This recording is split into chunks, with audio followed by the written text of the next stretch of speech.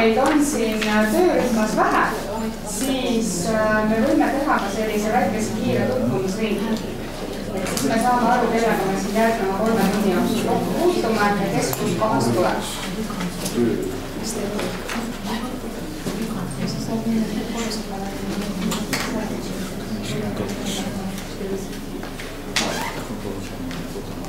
I think you should try to turn off the computer completely and then restart it. Yeah, he will go on. Look. Because that one probably has to be turned on before the computer. You think so? We Yes. can try that. This might be one because of the ways. Then the computer might find and use the right settings. Because it its needs graphics to card. anyhow. But now I turned it off, so I don't know if I'm able to restore it. Ma lülitasin nüüd arvuti korraks välja, ehk see on abiks. Projektide hoopis. See tuli. Selles on see üle.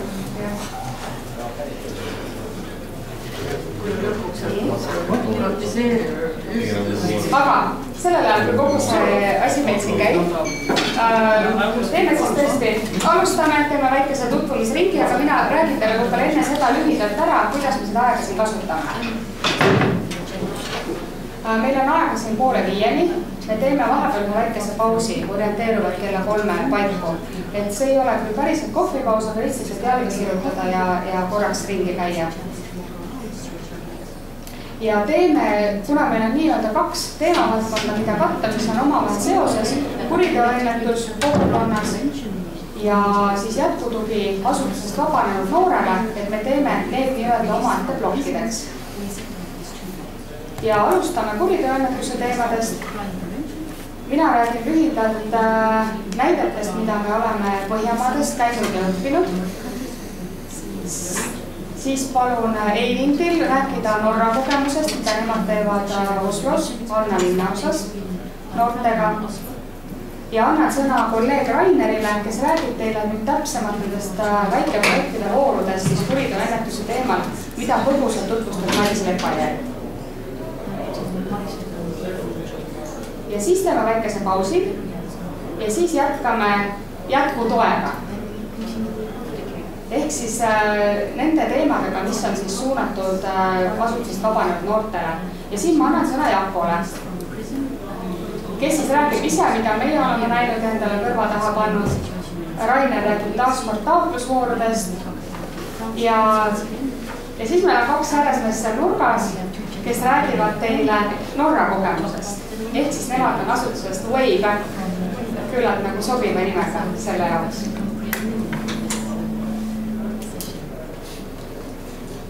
Nii, aga teeme nüüd väikese sellise tutvumisringi, igaüks saab öelda, kust ta tuleb, mis nimi on ja siis alustame. Tõlke küsimus veel enne. Ja tõlke küsimus, kes vajavad hiljem tõlget nüüd eesti keelest? Ei, inglise keelest eesti keelde. Kas meil on neid inimesi? Siis teie saate nagu vahetada kohta ja minna näiteks ka teie siit nurgast sinna poole, et siis meil on tõlk on täpselt see taga keskel, Kadri on tema nimi. Et Kadri on käsi püsti praegu ja ta on täpselt seal nurgas. Et siis võib tema juurde liituda. Kui te soovite, võite ka kohe kohta vahetada, aga võite ka hiljem. Et vaatame, kuidas on.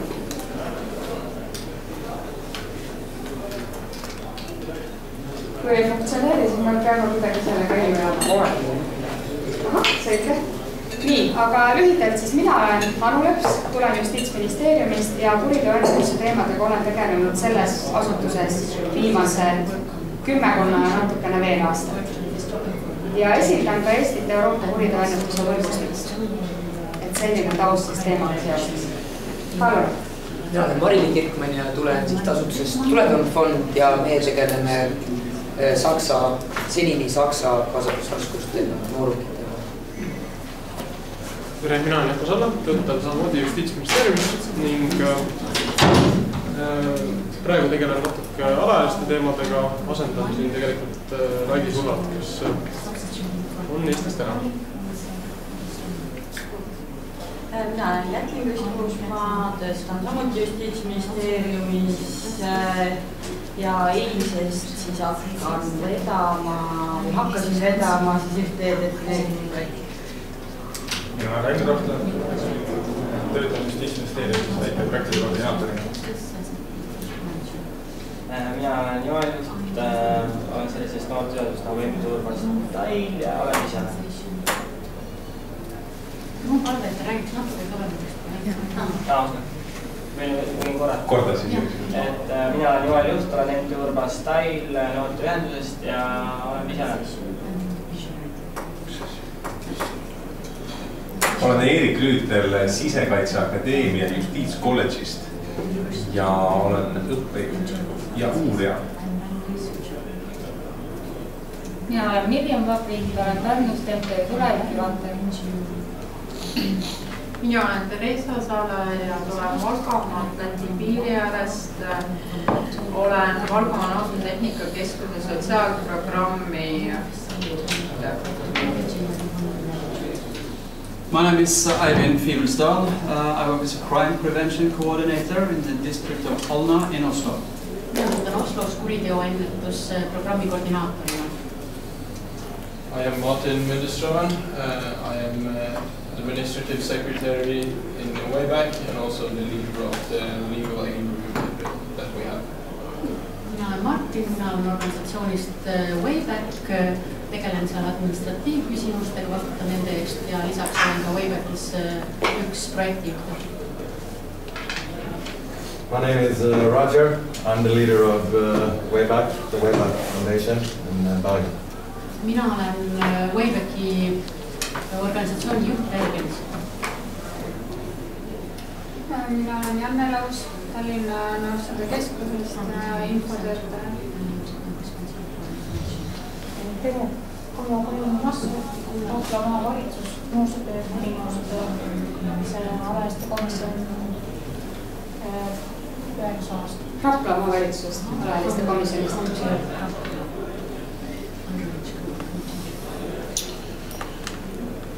Tere, Keskelle Laane, Viru vangla noorteüksus, tegeleb alaealiste kriminaalkorras karistatud isikutega ja alaealised Eesti mõistes on siis 14 kuni 20 vangla kontekstis. Aga teemaga kokkupuutet oman juba aastast 1992, kui läksin tööle sotsiaalse rehabilitatsiooni keskusesse, mida juhtis tolle Laavo Üprus ja tegelesime vanglast vabanenud. Ja vahepeal oli selline sotsiaalse rehabilitatsiooni keskus Töötuba alaealistele ja noortele, kus sai siis mittetulundusühingu töökorras tegelikult ka riskinoorte ja lastega. Tere, olen Kalle Laane, sotsiaalpedagoog ja siin olen siis vaesuse ja sotsiaalse tõrjutuse vähendamise võrgustiku poolt, aga olen ka sellises mittetulundusühingus nagu sotsiaalse pädevuse edendamine. Aitäh! Tere, olen Mihhail Benjaev, töötan Tallinna vanglas, teen sotsiaalseid programme, kus üles ka noortele. Reaalselt olen psühholoog. Mina olen Aime Lauton, tulen Tallinna Sotsiaaltöö Keskusest, olen Paljassaare sotsiaalmajutusüksuse juht, sotsiaaltöötaja. Tänud teile! Me veel ootame, mis saab nendest slaididest, aga mina võin juba alustada. Nüüd 2 viimase aasta jooksul oleme me tegelikult mõneti seoses selle Norra nüüdse praeguse programmiga käinud ja tutvumas teiste riikide kuriteoennetuse praktikatega. Ja võib-olla üks selline, võiks öelda üks lihtsamatest ja muljetavaldavamatest asjadest on nende selline kohalikus kogukonnas tehtav võrgustikutöö.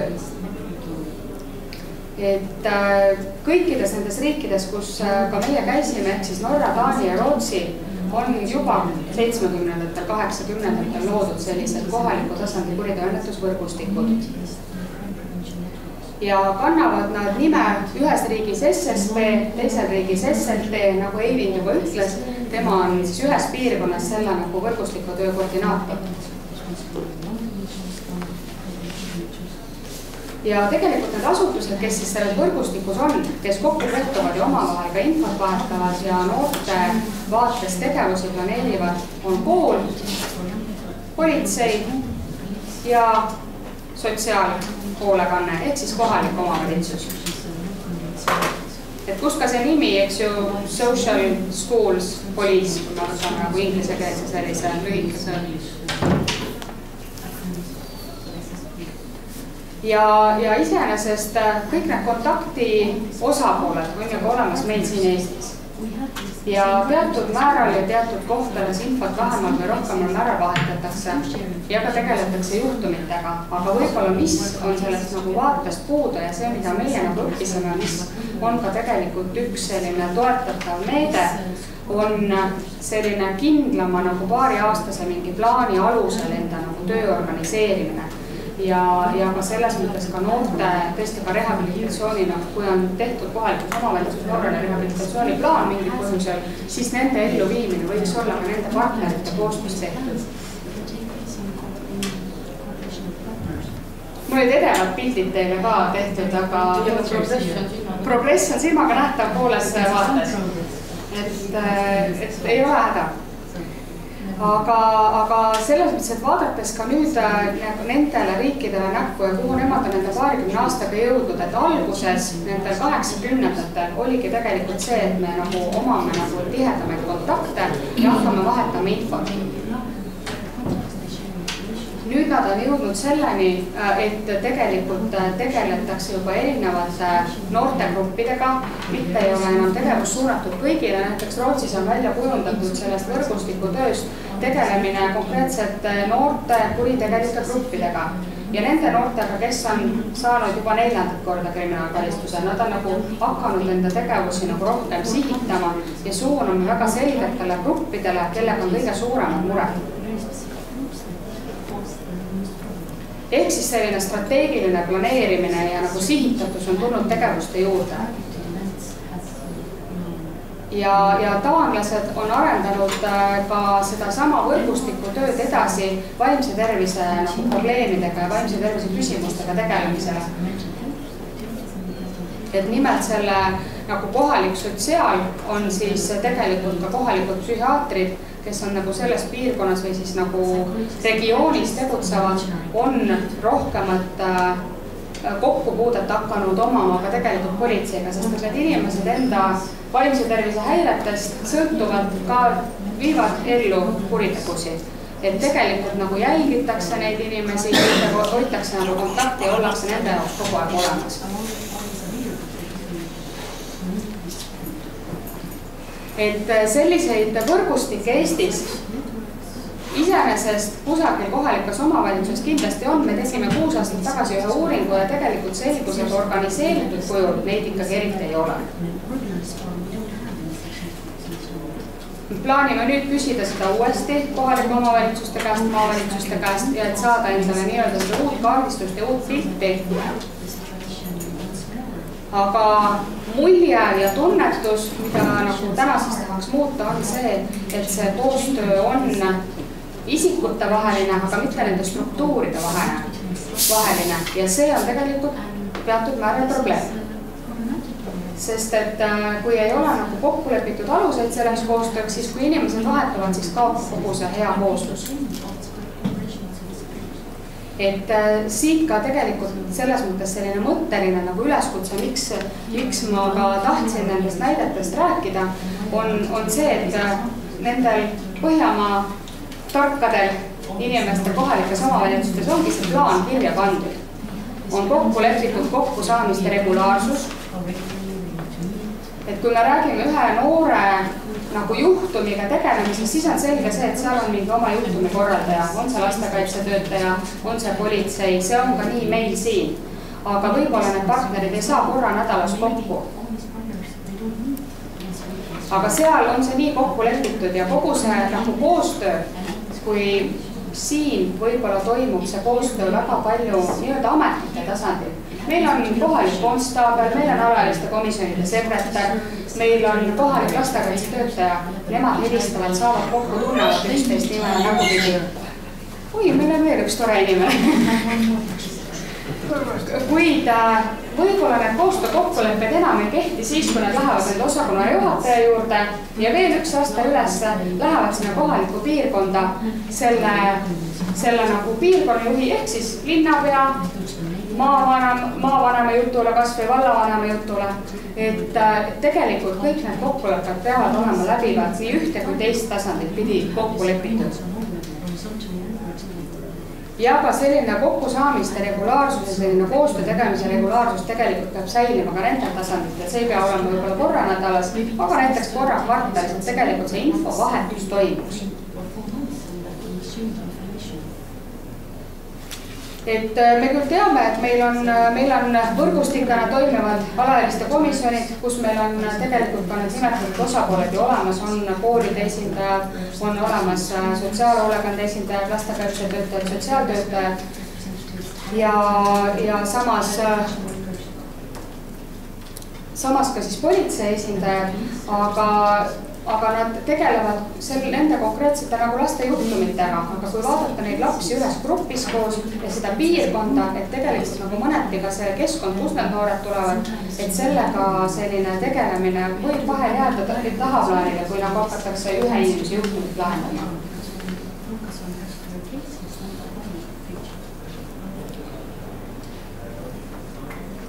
Ja me oleme nüüd üritanud paari aasta jooksul mõnes Eesti omavalitsuses kokku 12 sellist ennetustöö paremat plaanimist aidata teha.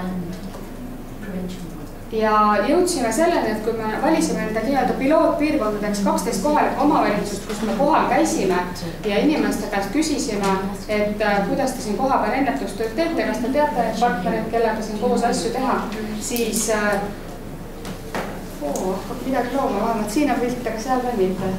Et siis tegelikult ilmnesid ka sellised asjad, et just nagu võiks olla hea võrgustikutöö, aga paljud inimesed üldse omavahel ei olnudki kunagi kontakti omanud, aga kellel tegelikult selles töös võiks olla ka.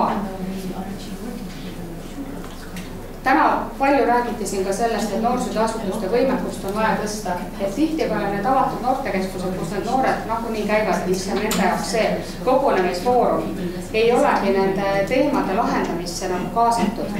Et see on võib-olla ka see, et mõelda natukene välja sellest nagu ka ruumist, et meil on kohalik omavalitsus, kes oma olemuslikult vastutab mingite ülesannete lahendamise eest, on politsei, kes reageerib ja sekkub siis, kui see juhtum on jõudnud juba mingi seadusepügala rikkumiseni, aga tegelikult võib siin hoopis abistavaks ja selleks tugiisikuks olla inimene, kes on selles noortekeskuses. Ja tegelikult see võib olla see noor ise, tihtipeale ka nende kontaktide peale ei mõelda. Ja need on näited, mida tegelikult nagu Põhjamaades me käisime ka mõningaid neid kohti ja linnaosas ja vaatamas ja Eirin räägib ka nagu Norra nende kogemusest täpsemalt, aga mõneti see on selline, et ise oleks võinud ka selle peale tulla. Lihtsalt näised, aga vähe rakendatav, siis nii.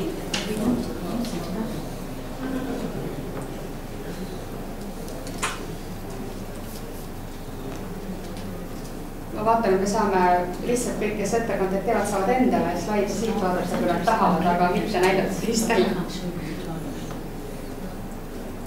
Siis ühed näited, mis olid hästi nagu imponeerisid ja võib-olla mille peale ka meie ei ole palju mõelnud selle nagu nende võrgustike loomisel, on noored 18+. Meil ka väga palju asju tehakse kuni vanuseni 18, ehk siis alaealistele. Aga kui me jõuame ka nende jätkutoe meetmeteni, et siis tegelikult on palju noori, kes võib-olla ei ole hõivatud ei kooli, ei tööga ja nad on kuidagi süsteemide jaoks kaduma läinud. Et ka sellise nagu sihtgrupi kaasamise peale nagu mõelda. Näiteks on Kopenhaagenis tehtud selline eraldi keskus, võiks öelda nii-öelda, et päevakeskus võiks ta olla enda kirjeldamise olemuselt, kus käivad siis koos nii-öelda muidu tänaval kogunenud grupid noori, kes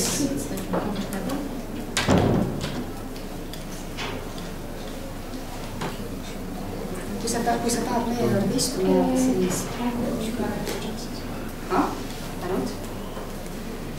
siis need noored käivad seal sellel õhtusel ajal, kus nad muidu tänaval jõuavad, käivad selle koha peal. Nendel käib seal näiteks tuleb Töötukassast keegi rääkima, mis on nagu võimalused nagu tööturule saada, mis on võimalused koolitust saada. Teevad seal koos süüa, mängivad lauamänge, kui tahavad. Aga peamine on see, et nad nagu suhtlevad nende võimalike tugiisikutega.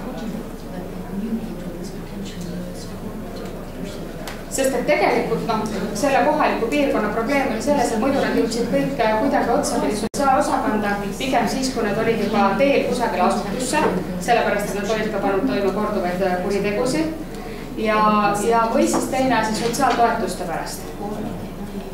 Aga muidu nad olid nii-öelda kadunud hingelt. Ja algatajateks tegelikult nad ka leidsid nii-öelda enda seast need inimesed, kes on olnud tänaval just nimelt neid, kes on olnud need eestvedajad. Ja nii-öelda, kes mõistsid ka nende keelt ja said nendega hea kontakti.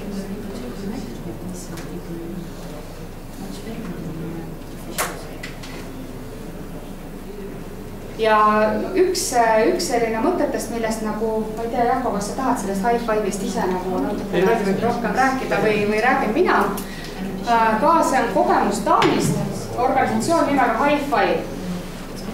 Ja nemad tegelikult aitavad endisi kinnipeetavaid tööturule tagasi. Ja mõneti nad on vahendajad äriühingute vahel, kes siis peaksid need inimesed tööle võtma. Aga see on mõneti selline nagu toetatud tööle võtmine, et ka tehakse läbirääkimisi kohaliku omavalitsuse ja siis eraettevõtte vahel, kes võtab inimese tööle, et kuidas kogu ka selle palgapoliitika mõttes, et seal on natukene seda palga maksmist küll toetatakse, aga tegelikult on see, tehakse ka vangla, kriminaalhoolduse, kohaliku omavalitsuse ja äriühingu vahel selline kokkulepe selle noore inimese vahel, kes sinna ka tööle läheb. Et tema nüüd sinna tööle läheb, nad on kõik lepivad mingites tingimustes kokku ja kui tekivad probleemid, siis on nagu seal seda tugivõrgustikku rohkem, mitte ainult see, et tööandja jaoks kaob töötaja ära ja tegelikult see töötaja, jälle ma tööle ei saanud ja on tema jaoks ka kõik läbi. Et selline nagu toetatud tööle saamine, aga mõneti see inimene peab ikkagi ise pingutama selle eest, et tal on head töö tulemused ja siin nagu igapäevaselt tal keegi kätt ei hoia, aga tal on see nagu võrk on ümber nii-öelda, kuhu siis tagasilöökide puhul ka maanduda.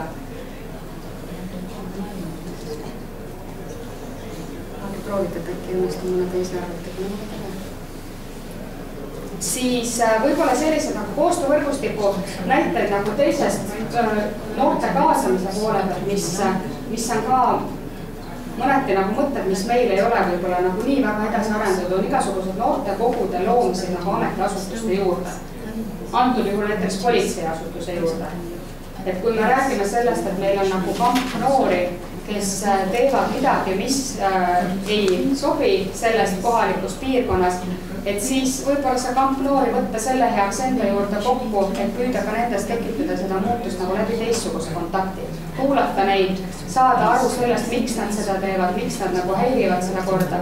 Palju on sellise üldkasuliku töö rakendamisel kasutatud selliseid näited, et noored teevad ka korda seda, mida nad on ise nii-öelda korrast ära lasknud, aga kuulatakse sealjuures nende arvamust, kuidas seda korda teha, et see oleks nende jaoks tuleviku vaates sobiv. Ja üks selline nagu näide, mis meil on küll mõneti seadusandlikul tasandil on olemas võimalus lepitamiseks. Toimib see võib-olla kõige paremini seal, kus kriminaalmenetluses suunatakse inimene selle lõppemisel lepitusse ja ohvriabi töötaja juurde seda tegema, aga noorte puhul ütlevad need spetsialistid seda tegelikkuses ei tehta ja alaealiste mõjutusvahendite seaduse järgi ka on just nagu võimalus, aga ei ole ka inimesi, kes seda lepitamist reaalselt teeksid. Ja jääb ka hiljaks, sest et juhtum on käinud kogu selle protsessi läbi ja jõuab sinna nii hilja, et neid osapooli omavahel kokku viia on juba hilja. Et selline väga tugev lepitusteemadega tegelev riik on kindlasti Norra, kus me oleme ka ühe korra ühe spetsialisti siia palunud sellest rääkima, aga need on ka tegelikult need võimalused, mida võiksin nende 3 aasta jooksul nagu arendada ka nende rahadest, millest täna ju jutt on.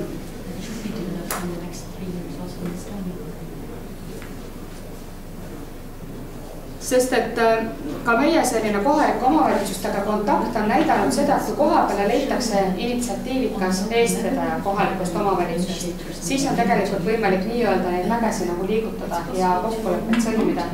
Aga tuleb minna välja juhtideni. Et tihti need nii-öelda spetsialistide tasandil toimivad võrgustikud võivad ka kaduma minna, kui juht on seda sama ei toeta ja see ei ole sees kohalikes arengukavades ja arengusuundades.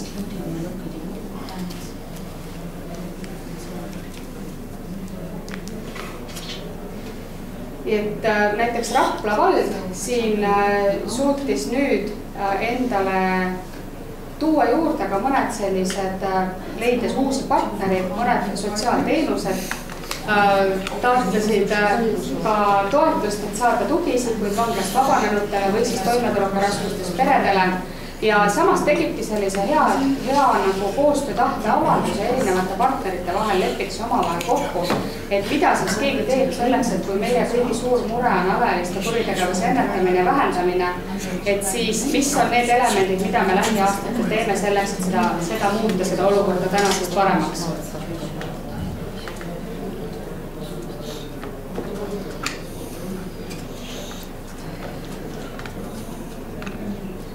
Et mõneti minul selline algatuse roll oligi nagu panna teid mõtlema sellele, et selline võrgustike loomine ja üleval hoidmine ja igapäevane suhtlus on see, mis seda kohalikul tasandil nagu ennetustöö tegemist kindlasti määrab. Ja teine asi on see, et paljud asjad ei ole nii-öelda ka raiutud ainult rahasse, et võib-olla vahel öeldakse seda, et me ei saa midagi teha sellepärast, meil ei ole raha. Kõige olulisem on selle juures see tahe ja motivatsioon. Et võib-olla see on see, millega nüüd, kui ma annan kohe ka sõna meie Norra kolleegidele, kust on igal pool, kus meil õnnestus käia nende mõningate hetkede jooksul ja siis ka mitte Eesti riigi rahaga võime kohe ära öelda Euroopa Sotsiaalfondi toel. Inimesed räägivad nende tööst, silmad säravad ja nendel on nagu innustus ja tahe seda teha. Mitte ei vigise, ei vingu ja ei ütle, et see ei ole võimalik, et see ei ole võimalik. Nad lihtsalt võtavadki telefonitoru, võtavad ühendust, astuvad ukse sisse, löövad jalaga selle lahti ja ütlevad, siin ma olen, siin ma tahan teha. Et tagasihoidlikkus nagu... Ja tagasihoidlikkus alati ei ole võib-olla voorus.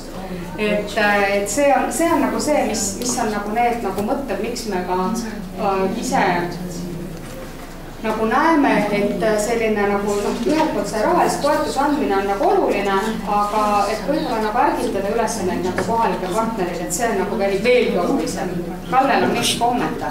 Ei, küsimus, et kas üleskutse on nüüd tulla jalaga uksi lahti lööma? Võite tulla. Ministeeriumisse. Võite meie juurde ka tulla. Meie ütleme teile, et kirjutage meile projekte. Ja meil on õnneks kaardiga sisenemine, meil on kaardiga see korune. Aga tegelikult on see, et ma nüüd tahaksin anda sõna Eivindele, kellel on väga ilusad slaidid, väga paljude piltide ja väga huvitava materjaliga ja ma nüüd ei teagi, kuidas seda olukorda lahendada, et teie ka neid näeksite. Sest et tundub, et iseenesest see seis siin ei muutu ikkagi. Kas te pärast äkki saadate meile? Igal juhul ma saan saata, see ei ole mingi probleem. Mul peaks olema kõikide teie meiliaadressid, aga teeme selle igaks juhuks üle, et ma võtan endale selle isikliku vastutuse, et ma saadan teile kõikidele need isiklikud juba siin meili peale, kui te panete mulle selle meiliaadressi kirja. Nii, ma annan teile äkki midagi alla, et oleks nagu varem. So what do you say? It's virtually impossible, actually, because a lot of the presentation is graphic. It is. It is. I took great care in making it very graphics, actually. So, these guys, they cannot solve it at all, or are they getting another project? Selles on probleem või selles? Ei tea, mis probleem on, aga ma arvan, et me võiksime äkki Rainer ära teha enne, et siis me võidame aega. So we will try. You have tried 2 different computers, so... Yeah, ma lähen palun seda. We will do that. I will give the work to Rainer, who will tell more about the small grant schemes. Yes. And meanwhile, we try to organize maybe another projector. So then we could see. Good. Jakko, kas sa lähed uurid? Jaa. Jaa.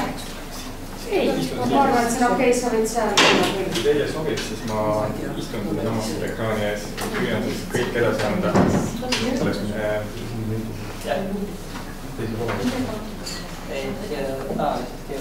Ja püüan edasi anda kõike seda, mis ekraani peal on kirjas, mida te peaksite tegelikult nägema. Justiitsministeerium koordineerib 2 avatud taotlusvooru. Praegu ma räägin neist esimesest, ehk siis kogukonnapõhistest kuriteoennetuse algatustest. Pärast seda väikest pausi, mis meil vahepeal tuleb, räägime natuke siis jätkutoe taotlusvoorudest. Aga võib-olla, kui me nagu ainult pikka ei saa mingit asja, kui sa räägid kõigist teerest. Kui me tehnikat tööle ei saa, siis ma lihtsalt räägin nii kaua, kuni saame. Nii kuulame, kui jaksame. Oleme kokku leppinud.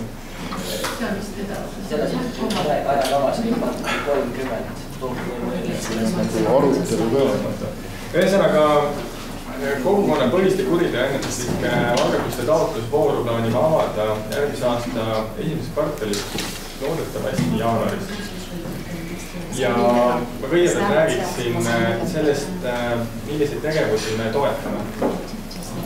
Need ei ole loomulikult selles mõttes kivisse raiutud, et sellest slaididega ei anna ju kõiki tegevusi edasi anda, aga need peamised. Kõigepealt, mida me toetame, siis on töömeetodite elluviimist, mis on tõhusad, hinnatud ja tunnustatud. Ehk siis sellised meetodid, mis on varasemalt öeldud, et need toimivad. Samas toetame ka uute koostöövõimaluste pilootprojekti tegemist ja olemasolevate võrgustike liikmete teadmiste tõstmist ja nende samade võrgustike loomist, kui neid veel ei ole kohalisel tasandil loomist. Toetame ka uuringuid, ka kohalike turvalisusauditite läbiviimist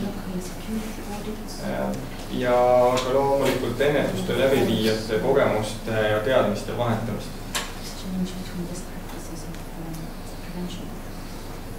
Sihtrühmad, noored ja lapsed, noored siis kuni 26 eluaastat, lapsevanemad ja siis kõik need kuriteoennetusega tegelevad töötajad nii kohalikest omavalitsustest kui ka mittetulundussektorist.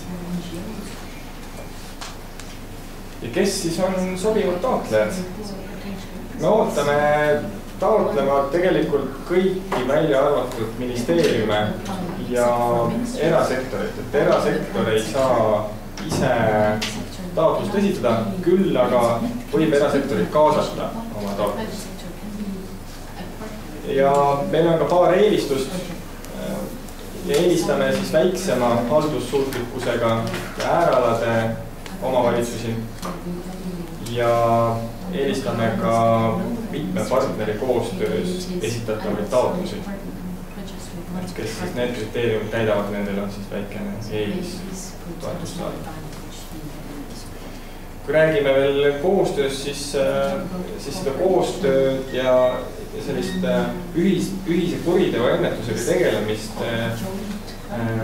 või see on kirjas ka kriminaalpoliitika arengusuundades aastani 2018.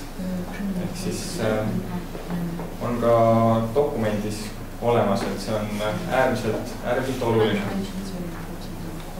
Ja nüüd siis kõige põnevam osa, ehk siis kui palju meil raha on. Et taotlusvooru kogusumma on 295 146 eurot. minimaalne taotletav summa on 5000 eurot ja maksimaalselt 60 000. Minimaalne kestus peaks olema 18 kuud ja kulude tegemise viimane kuupäev on 30. aprill 2016. Siis selleks ajaks peaks olema kõik kulutused, kõik tegevused tehtud. Ja 85% projektist on siis taotletav ja 15% on omafinantseering. Küll aga sellest 15%-st poole võib katta vabatahtliku tegevusega.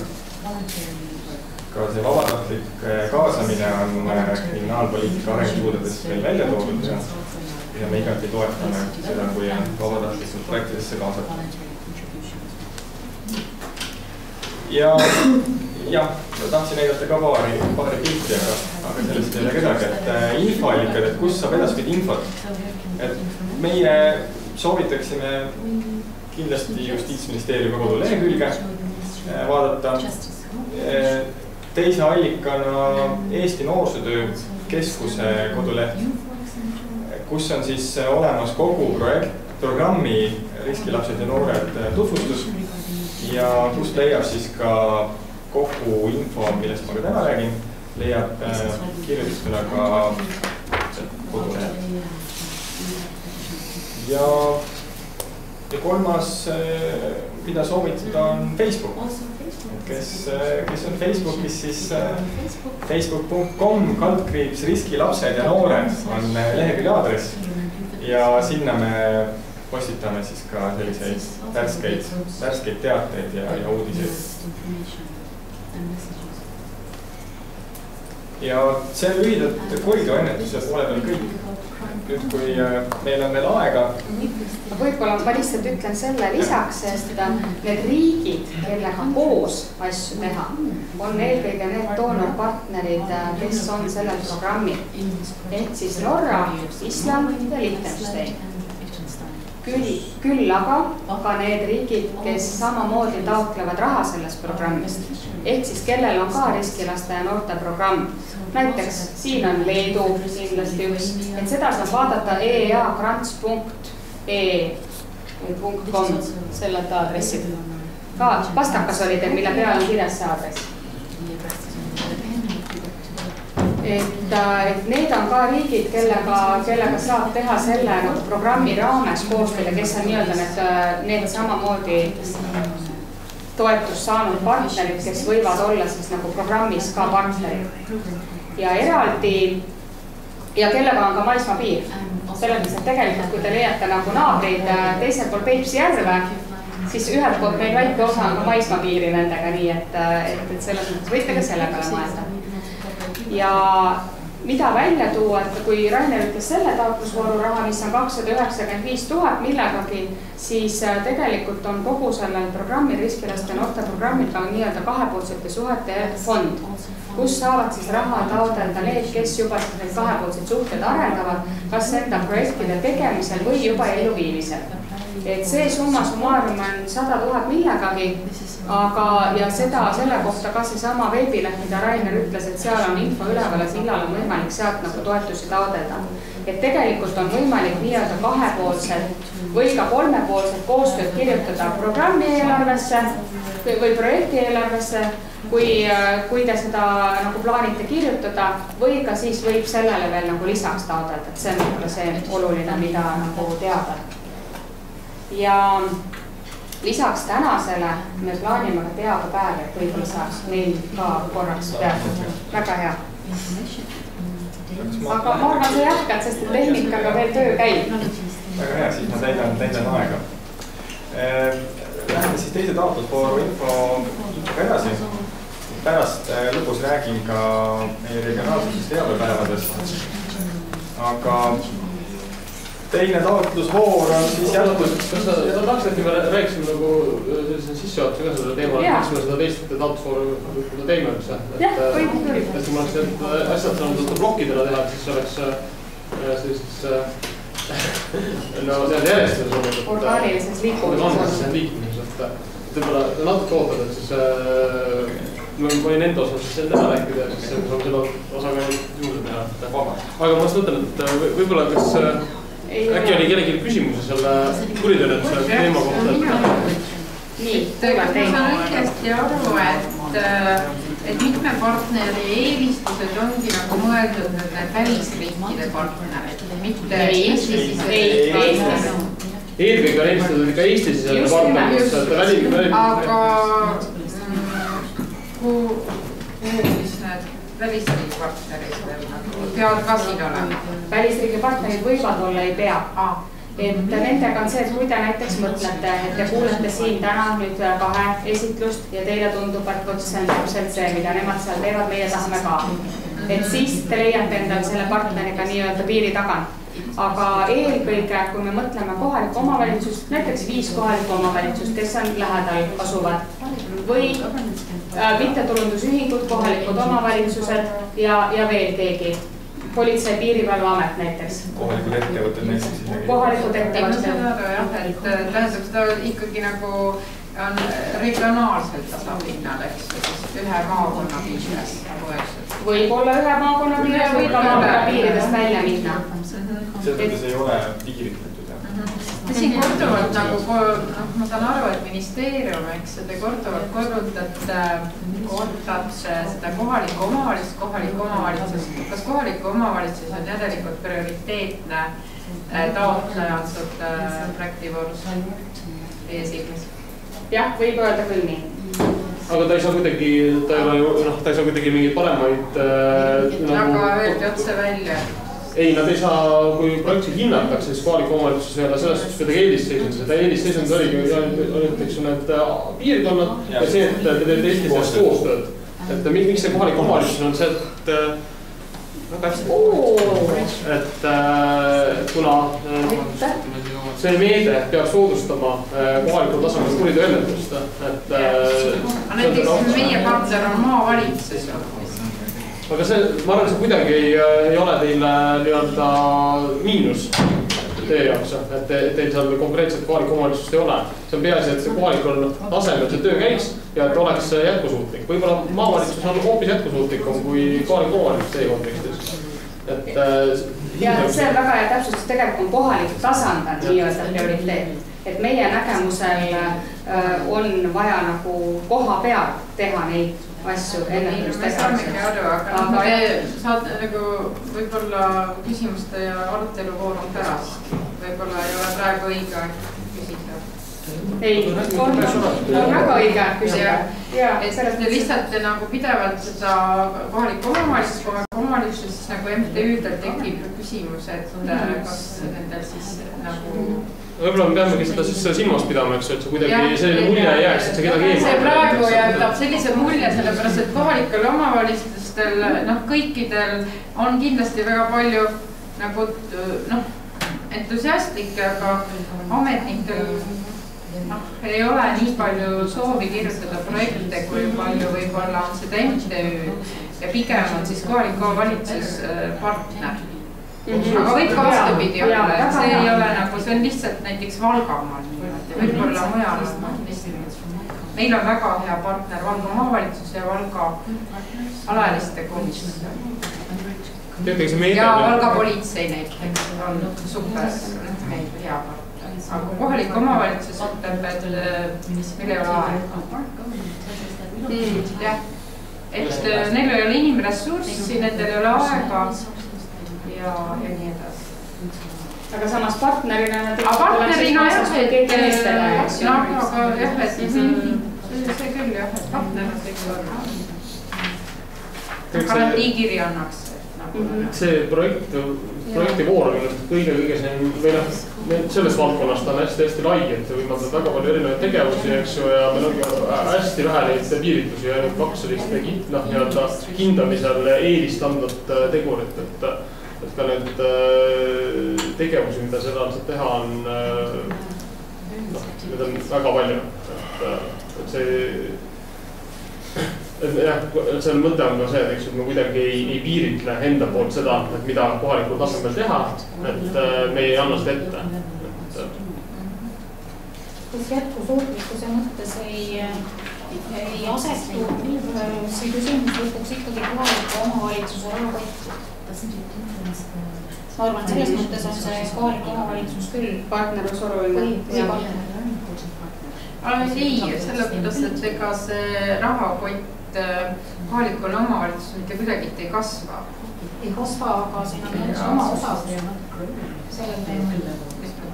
Oma osaluse nõudel ja kui edasi on plaanitud viia neid tegevusi kohaliku omavalitsuse piirkonnas, siis see jätkumine peale projekti lõppu tähendab kohalikule omavalitsusele rohelist kulu. Ja ta võib ka selle projekti raames juba tähendada, eks kulu, see täpselt selle oma osaluse näol. Aga seda nad ei taha. Sellepärast nad nagu ei taha. Aga selle tulemus võibki olla, et meil on Eestis ilmselt omavalitsusi, kes seda tahavad ja neid, kes ei taha. Mina ootan väga pikisegi uuringut, kes lükkab ümber MTÜ-de jätkusuutlikkuse puudumise. Jah. Võib küsida, et võib-olla te räägiksite natukene lahti seda tõenduspõhisuse põhimõtet, et siin tegelikult on ju võimalik valida erinevaid või neid käsitlusi on ju palju tõenduspõhiseid. Et kas piirduda nendega, mis on Norras kasutusel või on see vaba või? No iseenesest, kui meie vaates on see vaba. Norra käsitlus on lihtsalt see, et te saate nende partneritega siis läbi selle programmiga selles mõttes otse kontakti omada ja saate nendega nagu tihedamat suhtlust pidada. Et see on lihtsalt nagu ütleme rahaliselt siis võimalik toetada. Kui te näiteks võtate endale Taani partneri, siis lihtsalt nagu see kahepoolsete suhete nagu toetamine ei kuulu nagu selle programmi rahade nagu abikõlbliku kulu hulka nii-öelda, võiks nii öelda.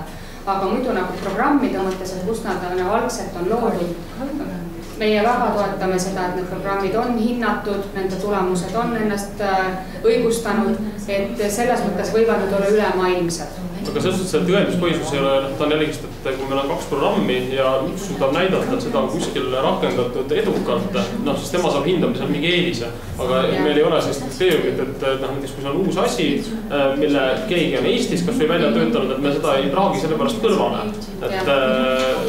Ei, absoluutselt. Ja kuna siin on ka üldse sellised koostöösuhete arendamine, kus me seda ei saagi kunagi sellise projektina võtta, mida saaks hinnata, nagu me saame kuidagi retsidiivsust hinnata, et siis see iga tegevuse puhul kindlasti see tõenduspõhisus ei ole üldse nagu teema.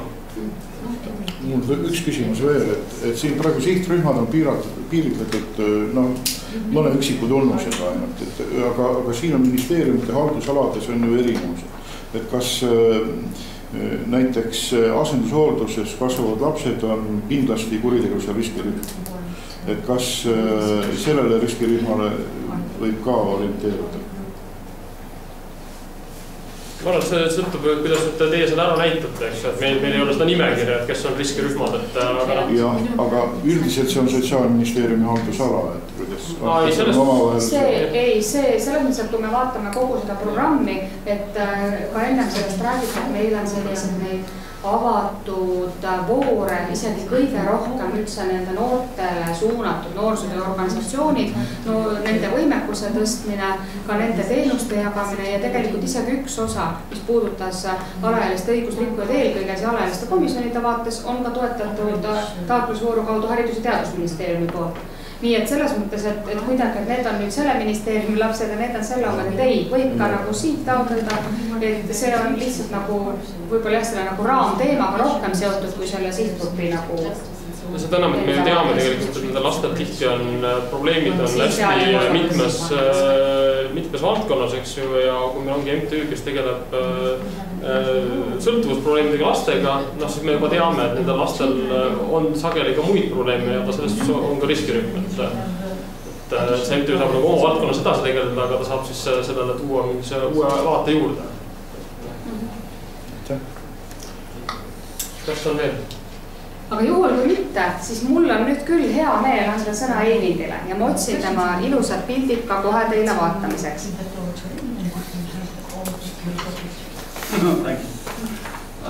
Just we'll start by saying that when we talk about evidence-based methods. You should know that a lot of the evidence-based methods we are using in Norway are actually developed in the United States of America, such as ICDP, ART, which is aggression replacement training and so on. So it's not the Norwegian, actually, a lot of it. Thank you. Or you want my help to... No, that's okay. I'll find the answer. Anyway, hello. I'll use my time here to draw a quick outline on how the cooperation between police and municipal authorities is organized in Oslo.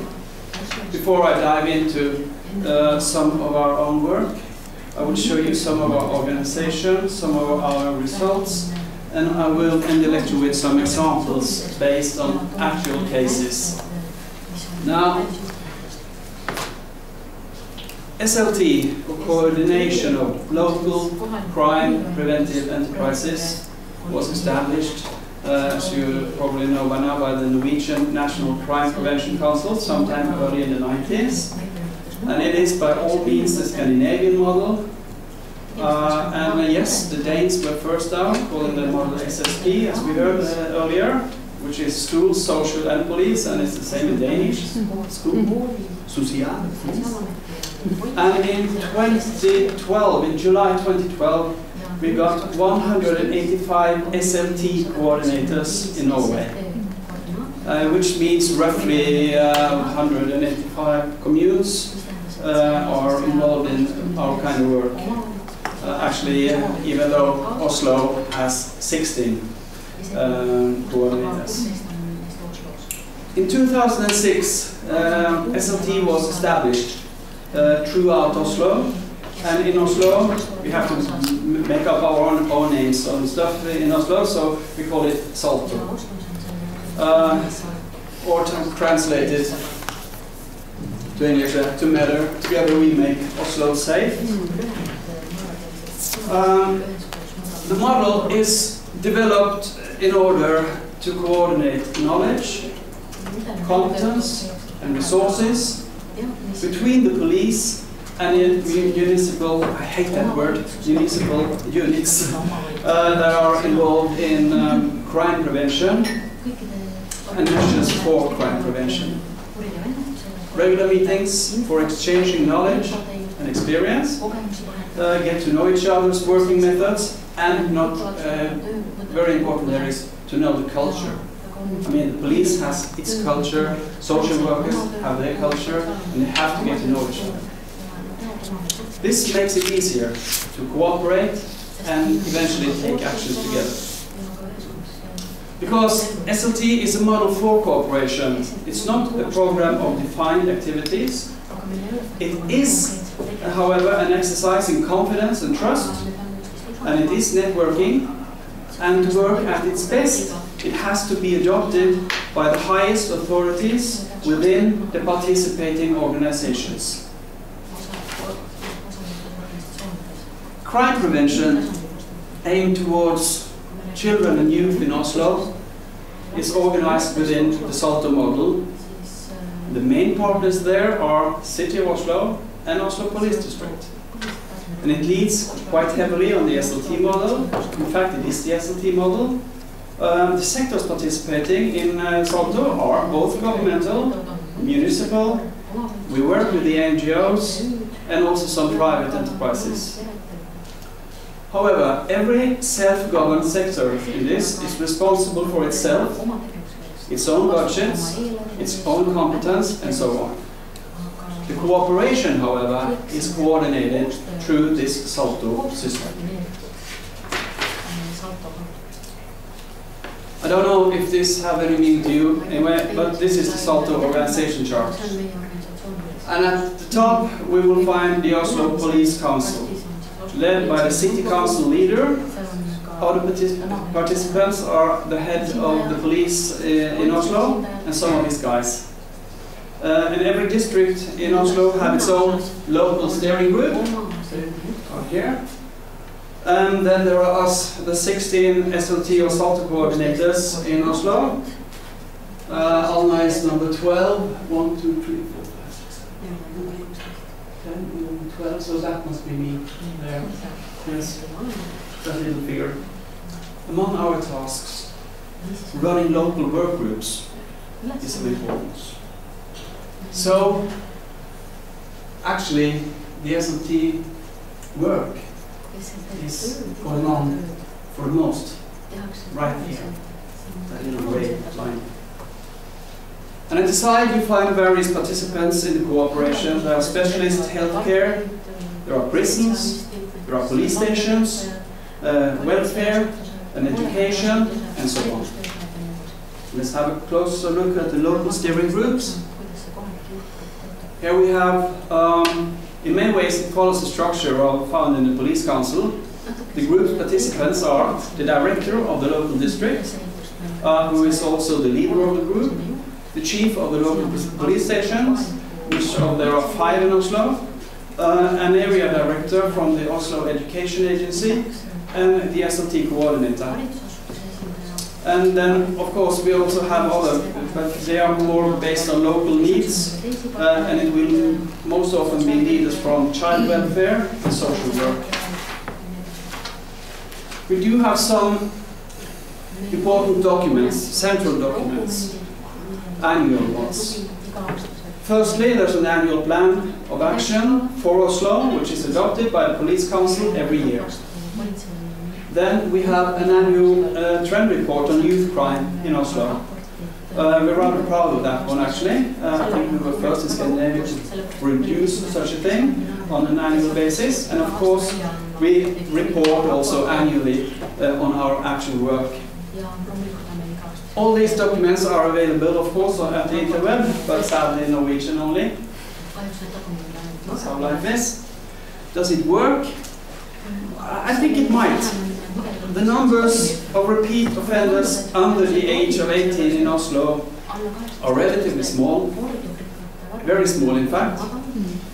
But if we take into consideration that the population is increasing, the numbers are actually more significant. We must bear in mind that Salto have only been around since 2006. The Danes, they say that it will take about 5 years to implement the SSP model. And the overall juvenile crime have been reduced every year since 2006.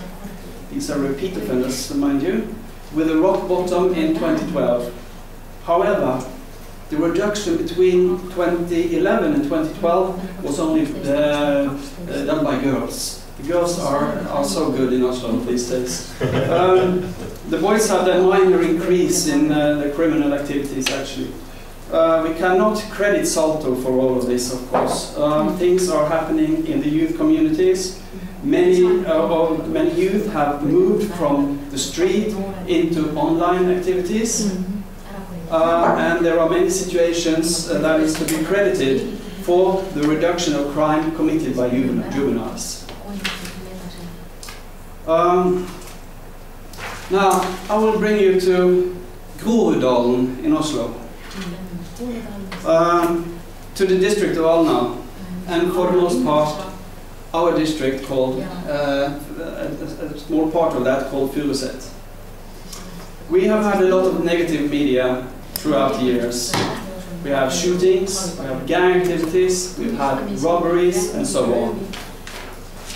And it looked like that. Well, they we don't put them in prison for very long, as you can see. I don't know how smart that was, but anyway. This, however, represents the media we're getting these days. The headlines are much smaller. It's not that exciting, but even more true. The chart on the right there shows all young offenders under the age of 18 in Oslo during the years 2007 to 11 period. And again, you may notice the girls getting nicer and nicer. Youth crime is on decline in Oslo, but the reduction is by far most significant at Furuset. And bringing you to Furuset, on this map showing Oslo, I have outlined the district of Alna, the yellow bit. In Alna we've got a population about 47,025, at least when I made that one. 45.72% of them are immigrants or they're children of immigrants, and about 25% of the population is under the age of 25. That green area is Furuset. At Furuset, we have seen a reduction in overall crime by well over 60% since the year 2000. And even better, there is a reduction in violent crime by 76%, which is probably more than the most optimistic crime prevention coordinator would ever hope for or expect. And not to mention our former chief of police in Oslo, he was also very delighted, in fact very much so. Now, there are parts of central Oslo that still got a very high crime rate. But it's also a fact that for juvenile crime, that city has more repeated crime committed by juveniles that does not actually live in Oslo. We have young accidents without a regular home. I believe one from Norway talked about a little bit about them earlier on. And we have visitors from other parts of the country, because Norway is the only big city in Norway. Yeah, Oslo is the only big city. However, those problems are concentrated to the central parts of Oslo and does not represent major problems in the Oslo suburbs. And I will try to take this back. Yeah. The central parts of Oslo, as here. The Groruddalen Valley is up here and is mainly is where most of the immigrants are living. They're living down here, the east of Oslo.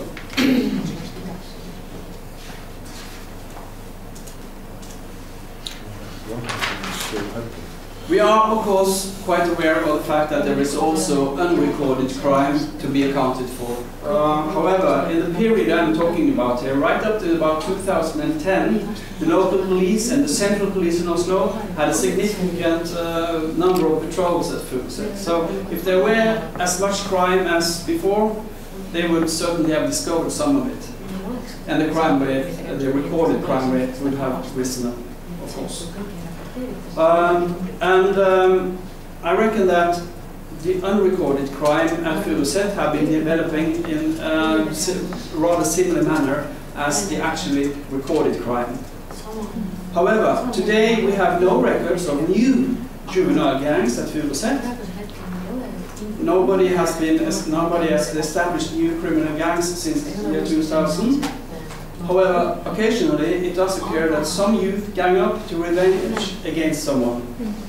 But also that kind of crime is dramatically down, and my main concern now is how local mafia are recruiting youth for their activities. We know that they get their hands on some of the young persons. But young people are not able to gang up and make new gangs to be in conflict with them. So let's have a look at some of the actions we've taken that may have contributed to this development, and some of it may be of interest to you. This timeline contains some of the most important measures taken at Furuset since the year 2000. Time doesn't allow for in-depth descriptions of all of this, but I'd like to point out the year 2006 as being particularly interesting. In 2006, the city of Oslo enters a formalized structure, the cooperation with the Oslo police, this is Alto, and the city of Oslo hires one crime prevention coordinator for each of its 15 districts. And there are 16 coordinators, and that's because the center of Oslo is doesn't have a self-governed administration like the other parts of the city. At Furuset, the district of Alna is starting something we call Jan Open School, which is mainly after-school leisure activities for pupils. At one of the schools we had a lot of problems with, including assistance with homework for the pupils 5 days a week. The local sports club, sponsored by the district, starts a disco during the Friday nights and sports activities for youth on Saturdays. And these are low level. You don't have to be good at playing football or anything to participate, and it doesn't cost you anything to participate. However, on the 20th of August 2006, a gang member is shot at Aker Brygge in Oslo. And Aker Brygge is a rather posh part of our city. I think they believed that the gangs now got too close to the upper class of Oslo. And this event made our government provide the Oslo police with about 6 million Norwegian crowns to establish a task force to get rid of the problem. Some of the leading gang members lived at Furuset. I was from family, so there was quite a lot of policing taking place at Furuset during that year and the following years. At the same time this happens, the district administration reorganizes all of its youth clubs and some of our projects into a new unit called Youth and Culture. Under one executive officer, one leader. Earlier these services did not cooperate very much. But from here we see cooperation, common analysis, and taking common measures. In a rather short time, the district established a number of activities for youth at Furuset that are available most of the week. Activities that are real alternatives to the juvenile crime, in short. At the same time as the police cleans out the leading gang members, our local district administration and the local sport club establishes a rather ambitious range of activities for young people at Furuset. Now, of course, this would be genius if somebody had planned that kind of coordinated activity. But actually, it was a strike of local coincidence. Because Swissôtel just started that year. So nobody had planned for this. But of course it worked. The police did their work, and the district administration and the local sports club did their work. And everybody did it at the same time. And that's a strike of luck, of course. And did it work? Well, there was a local young boy who said this. I think it's very good as an evaluation of what happened. Nobody boasts about knowing anybody in those gangs anymore. I think what he said sums it up quite nicely. In 2007, our child welfare establishes a team of ambulant social workers. Rather quickly, they're working their ways into youth communities, maintaining a broad contact surface of youth, focusing on marginalized youth. And the same year, in 2007, what is known as the Groven Valley Integration Urban Regeneration Project is starting. In short, it's a major program designed to make the valley a better and prettier place for people to live in. And they're spending some 1 billion kroners spent over a 10-year period. The program is running. In 2008, we started a small project to increase our ambulant capacity when things heat up. Our ambulant team, and that's social workers, teachers, child welfare consultants and stuff who work overtime for me. I don't need them every day, so one would think that paying them overtime is very expensive. But if I can put 10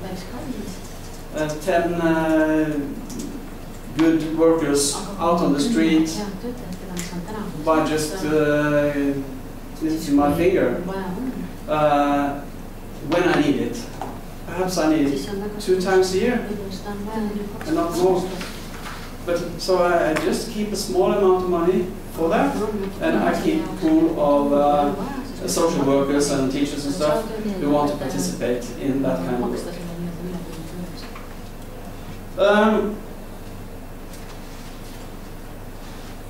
And that's just to increase our ambulant capacity when things heat up. Anyway, in 2010, a project called STOLT is established. It is a project that in many ways benefits from summarizing most of our knowledge on marginalized youth and addresses the problem. I don't have time to talk about it. and there are others who are much better than me to describe what a project actually is. Anyway, let's now have a closer look at what our local systems actually do. My main tool in coordinating crime prevention in the district is 2 series of meetings. In these meetings, information is shared, measures and strategies are planned or announced. Meetings are divided by target groups in age, 12 to 18 years and 17 to 25 years. And the overlap for 17 to 18 is actually intended. The difference being that schools, they participate only in the first series, and high schools and the Norwegian Labour and Welfare Organization, NIV, for the most participate in the other series. Child welfare, local police, ambulance, social workers, team, field workers, the public youth leisure sector, youth-based children's psychologist service, and the project STOLT, and some other projects attend both these series of meetings. Some of the actions may be taken within our mandates, and some have to be lifted higher up, and then I use my executive steering group for that. During the last years of working with local crime prevention, we have for the most followed these main strategies. That has been to discover, reduce, remove and solve conflicts between youth. Increasing our staff's competence in the youth clubs, providing them with a practical toolbox for crime prevention, building networks that communicate well across professions and agencies, and ensuring and aiming for a short time of reaction whenever we need it. By the way, we're also using volunteer patrols at weekend nights. That has proven to be effective. Their slogan is, "We were there when nothing happened." They're all parents who have children in schools. My role in this is in cooperation with local police to assist in starting up these volunteer patrols. We've established them at several schools in our district. It is rather hard when things are quiet to recruit them, but if you see the slogan again, "We were there when nothing happened," and that's the main thing about it. They have to work, go out on Friday nights and Saturday nights, even if it has been a quiet period, because then they make it stay that way. Another important strategy has been the implementation of dedicated working methods into significant parts of the staff at our youth clubs. Such as, for instance, signs and symptoms of drug abuse. It's a method developed by our police academy, and it's a method that can be used by anybody. Aggression replacement training, ART, that's the American one, which is a cognitive behavioral intervention program to children and adolescents to improve social skills, improve moral reasoning, and controlling aggressive behavior. Then we have conflict mediation, and that's a program learning youth how to understand and how to deal with conflicts. There is Sisterhood of Oslo, which is a documented method of working with girls. We have adopted that one from Sweden. And not least, we run a basic course in social work in youth clubs, and the target group here is staff that doesn't have any formal training. I mean, there are many people working in youth clubs who are very good at playing a guitar, so we provide them with that extra. It's very good that they can play guitars because they get very good contact with young people, but we have to learn a little bit about social work, so we have a 3-day intensive course on that. Now, we think that working with conflicts is some of the most important work we do in our part of Oslo, because the crime potential from conflicts is rather high, and it may have become higher the last decades due to the fact that many of the conflicting parts, they have one base in a Norwegian culture and they have another base in various foreign cultures of honor. I will try to describe who participates, say a few words on what we're actually doing. How much of this system that is activated depends on the conflict itself. Or, more precisely, the number of juveniles the conflict actually involves. And of course, the speed of our action, which is vital to the outcome of our efforts. And the participants, it's a youth base in Alna, I mentioned earlier. There's a child welfare unit in our district. The staff is mainly hard to translate actually. I think the word social educator and activity therapist covers the meaning. They do most of their work within families and directly with the youth. When needed, the youth base arranged groups with parental guidance for teenage parents. And when groups of young people are involved in violent conflict, we think that it's very important that their parents actually know each other, which they normally doesn't do before this happens. The police have a role in this also, in addition to their traditional policing. They are organizing a meeting with parents at police stations, and the participants in these meetings are the parents, it's the police, it's the youth base, our field workers, and others who may, whom one might expect have something to add. For instance, representatives from the local school. At this meeting, police is presenting information about drug abuse, signs of it, warns against beating or the beating of children. They describe their cooperation with us in the district of Alna and the municipal authorities. And in short, in these meetings, the police draws an outline of all the resources of people that, as themselves, are just as interesting that their children should have success in their lives. This meeting then ends up in an offer to participate in our parental guidance program.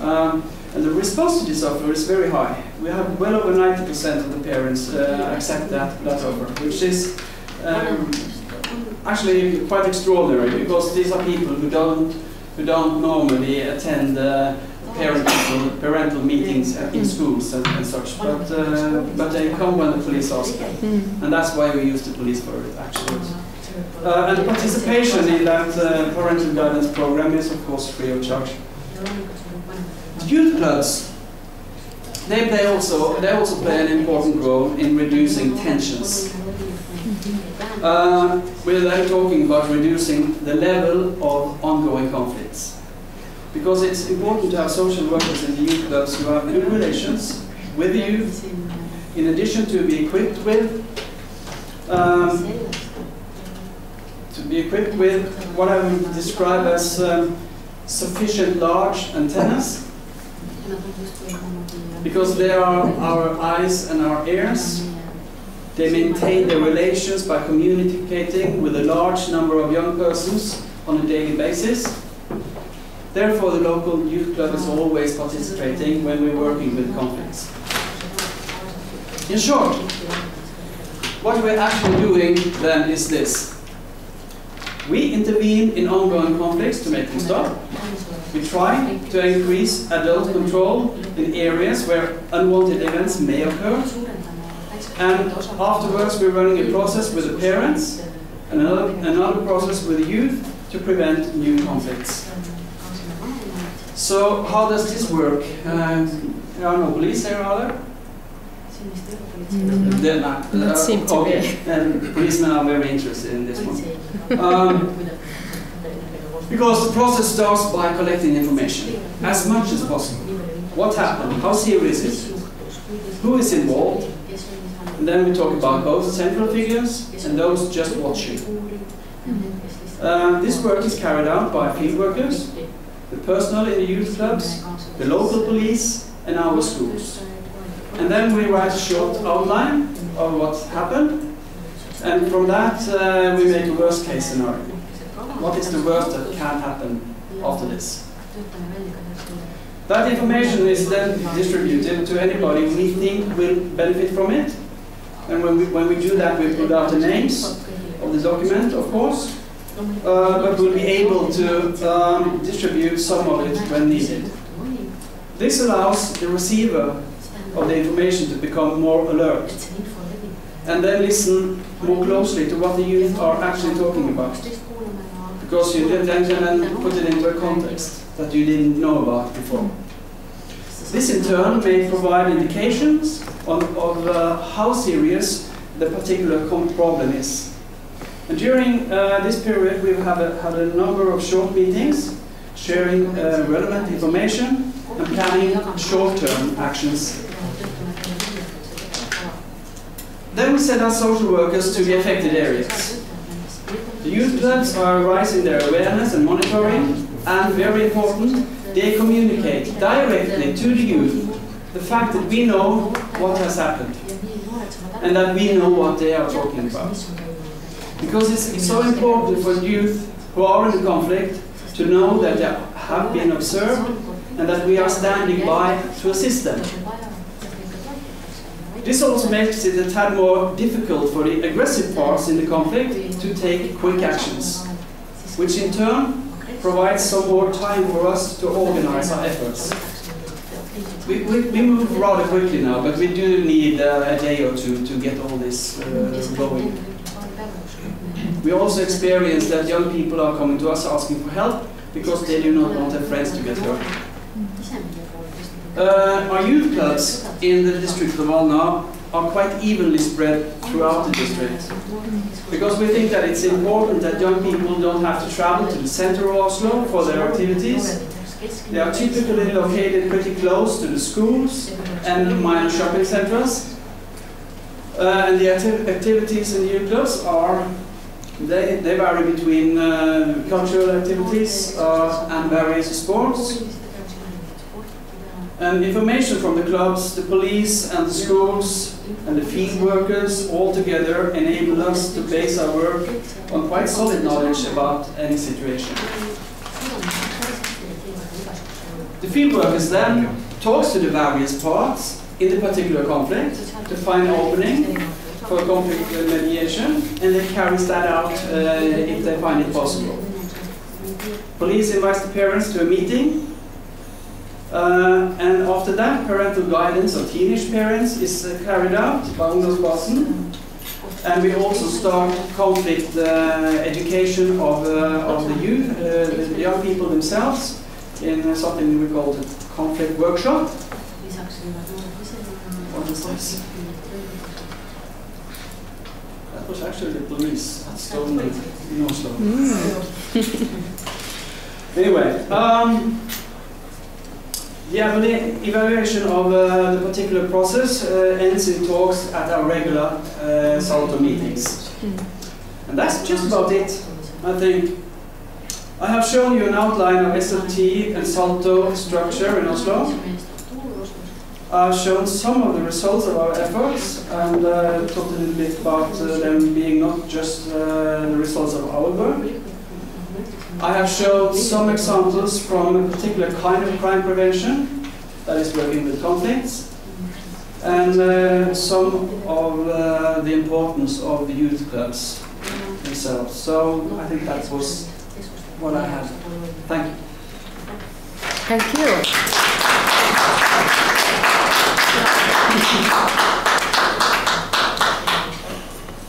Do you agree to send these PowerPoint slides to the group here? Yes. Okay, that's great then. I will send the link because it's a huge file.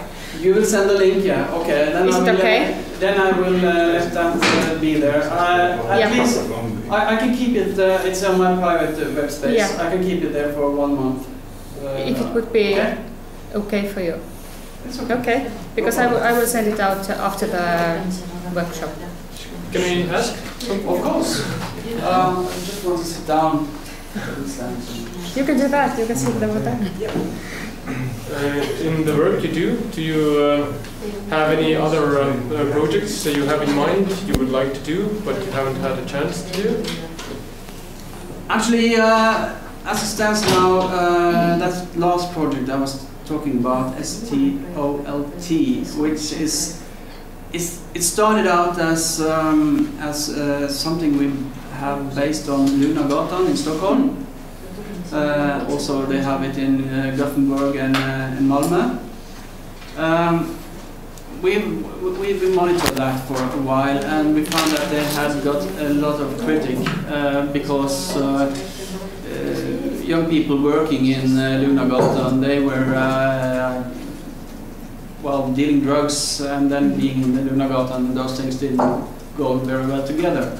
And then we found out that they had they just have 14 days of education before they let out on the streets.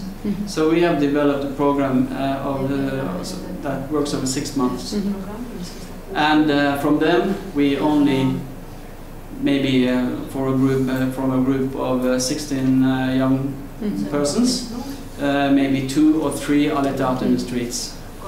So we are actually picking those we think that have best future in social work,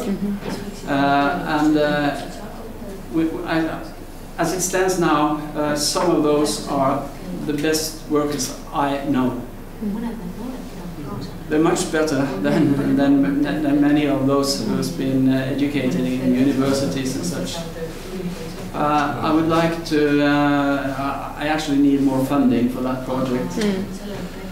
It's. I have managed to get the other parts in the Good Valley on that project, at least the education program.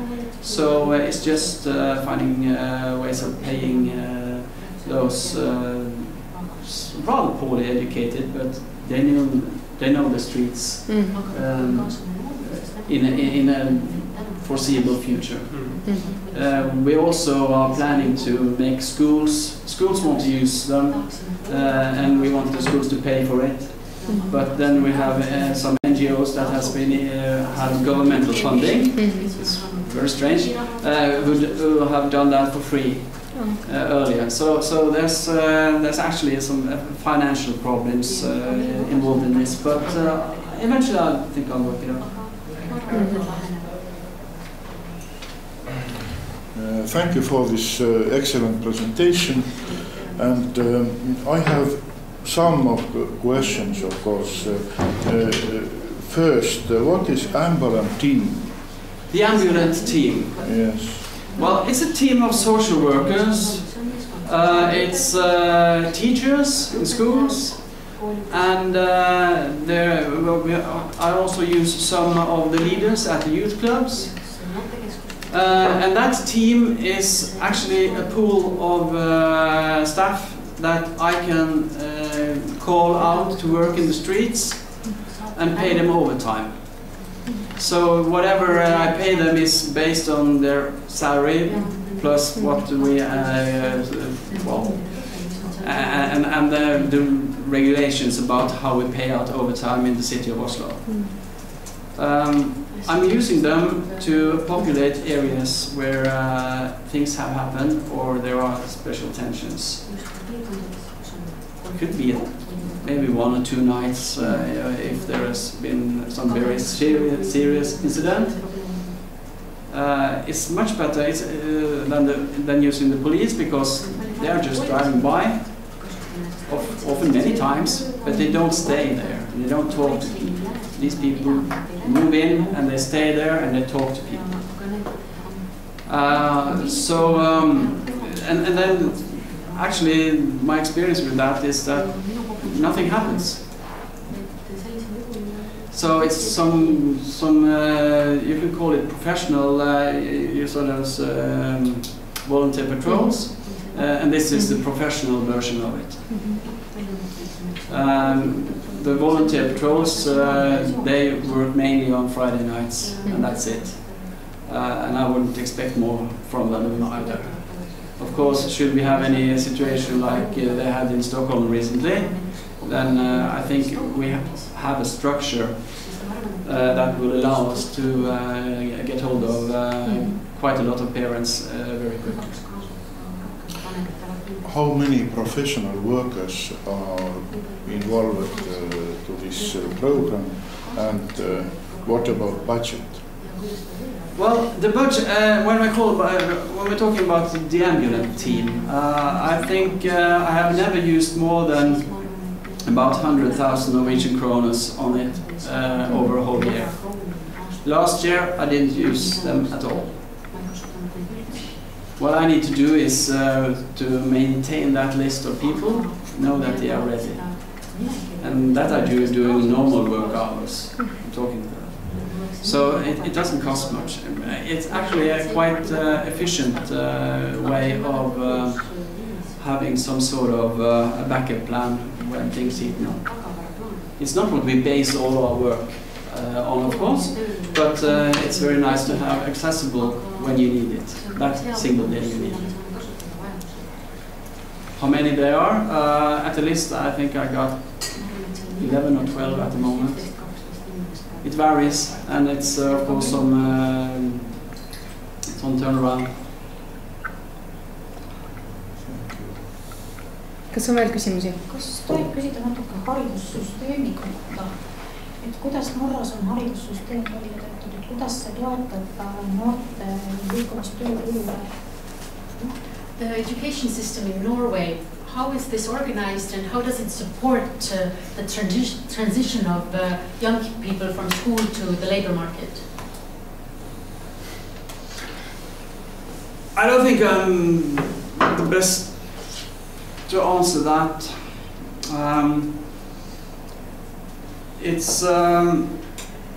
Norway is a country that doesn't have work for those without any education.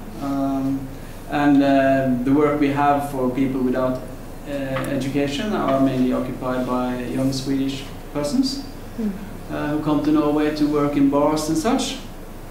But the transition is, Oslo is very strange when it comes to how it's organized, because we have all the education from 6 years to about 18, 19 years in one central agency. And then we have all the other things that work with children and children's welfare and stuff in these districts. So that I look upon that as a problem for Oslo. I think that the first 10 years of education should be located at the districts to ensure an even better cooperation between the schools and everybody else. On the other hand, that kind of situation makes my kind of work necessary, to have a coordinator. And that's another part, I didn't talk about that earlier, but when it comes to crime prevention or coordination of any kind of activities, you need somebody who has the responsibility for being the coordinator. Without the coordinator, if you say that you can be it, and in addition to all your other tasks, it will probably not work. But I think you have to ask people within our education system about that. Küsimus on ajendatud nagu sellest, et kas see annab kindlustunde noorele inimesele, kas see annab kindlustunde ka immigrandile, sest ma tean, kuidas on üles ehitatud see haridussüsteem Šotimaal, kus 16-aastane inimene meie mõttes põhikooli lõpetaja läheb oma esimesele suvapraktikale sellele ametile, mis ta on välja valinud. Et see annab inimesele kindlustunde. Ja noorte väljaastumise kriminaalteod tulevad teatavasti just sellest kindlustunde puudumisest. Aga haridussüsteemi inimesi liigub siin meie hulgas täna ja nendega on võimalik rääkida kella 4:30 kella 6. We have somebody from the education system as well from Norway, and the possibility to discuss with them is from 4:30 until 6 o'clock. One more question. Hea küll, ja see on tõesti praegusel hetkel viimane küsimus, kui te soovite 5-minutist pausi. See oli tegelikult minu küsimus kõigile teile, sellepärast, et me oleme veidike nende ajaga hädas. Ja tõmbame järgi. Tõmbame järgi, okei. Siis üks küsimus. Teeme selle ühe küsimuse ja siis teeme 5 minutit pausi.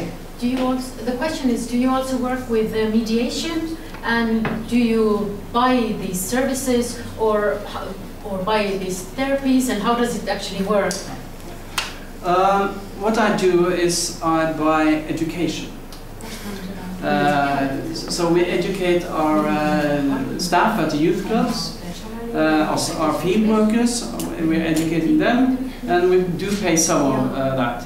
But when it comes to mediation, we have a system where Oslo, the city of Oslo is paying the Red Cross to educate mediators.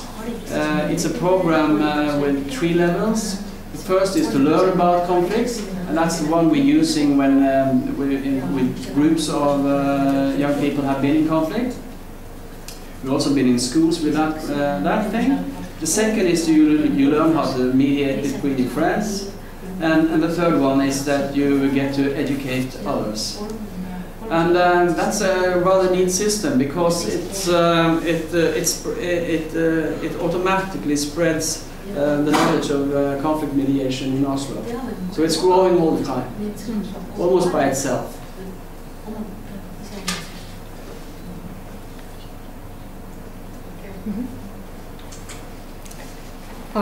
Thank you. And the most impressive thing from Alna was the child protection specialist on the streets for us, because these were quite big guys with all over tattoos. So it was like, wow, this kind of child protection. Yes, they do. Thank you, and we have a fun and they even play in a death metal band. Oh my god. Aga teeme 5 minutit pausi, et siis te saate korraks tõusta ja siis alustame uuesti. I'm happy to see so many good people coming together today. It's so nice to get to meet you all. We traveled from Norway last night, and we're super happy to be here with you guys. We are also very excited to present brand new material to you guys today. We're going to show you something that we never showed before. And we're going to take up maybe half an hour, maybe 45 minutes of your time. But I invite you guys to participate and ask questions along the way. So you don't get so static and you don't just sit there and listen. You can ask questions along the way and we will answer.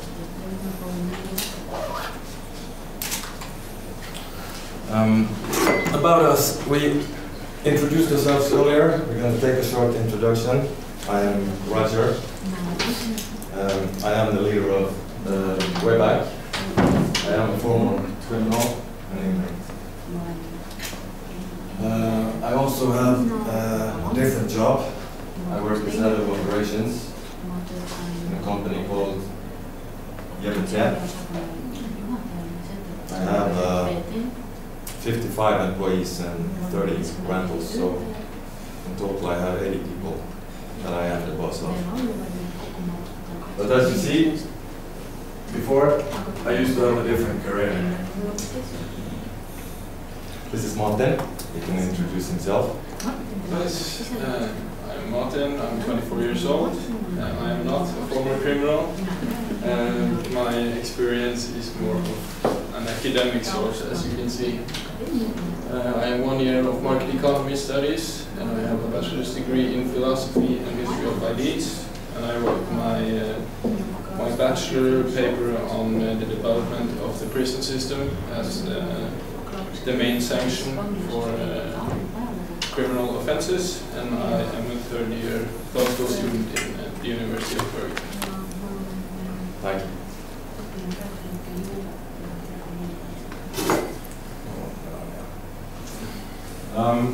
In Wayback, we work with inmates, we work with people in prison and the people going out of prison. To put it short, we ease the transition from imprisonment to life outside the prison walls. The Wayback Foundation is an independent organization. We work to ensure that offenders can live a life free of crime and drug abuse. We direct our efforts towards the phase before and after release. The goal is that former convicts integrate into society and working life, and thus become active and responsible citizens. Our main feature is to reinforce the hope of the individual inmates, to show them that it's possible to become a normal citizen even if you have been in prison. The assumptions are that you are motivated and willing to do whatever it takes. Way Back is run by former criminals and inmates like myself. This gives us a unique experience and perspective on the challenges and problems our members face during the critical transition phase from being criminal to becoming responsible citizens. This is the organization of Way Back. Main office is in Oslo. We have Tornimäe, Bergen, this is us. Kristiansand, Tromsø. This is the biggest cities in Norway. This is a branch of Bergen, and Martin is the leader of this group. He's going to explain more truly later on in the presentation. This is the story of Way Back Norway, the central organization. Started in 2002. It's growing through changes.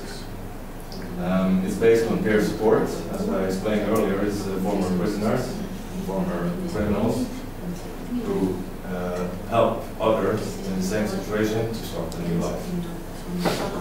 The board, we have a rule, minimum 60% has to be former prisoners.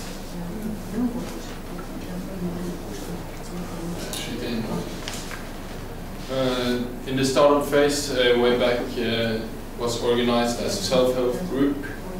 That means that all the members were on an equal level, and in the foundation's own words, this has both positive and negative sides. On the positive sides, it gives a good ground for the communication and dialogue. And it's not limited and no one feels excluded, but on the negative side, it is easy to drag each other down. So during the first years, they changed the approach to a peer approach, which means that everyone is equal, but some has broader experience and therefore can act as a guide and show people the way to a better life.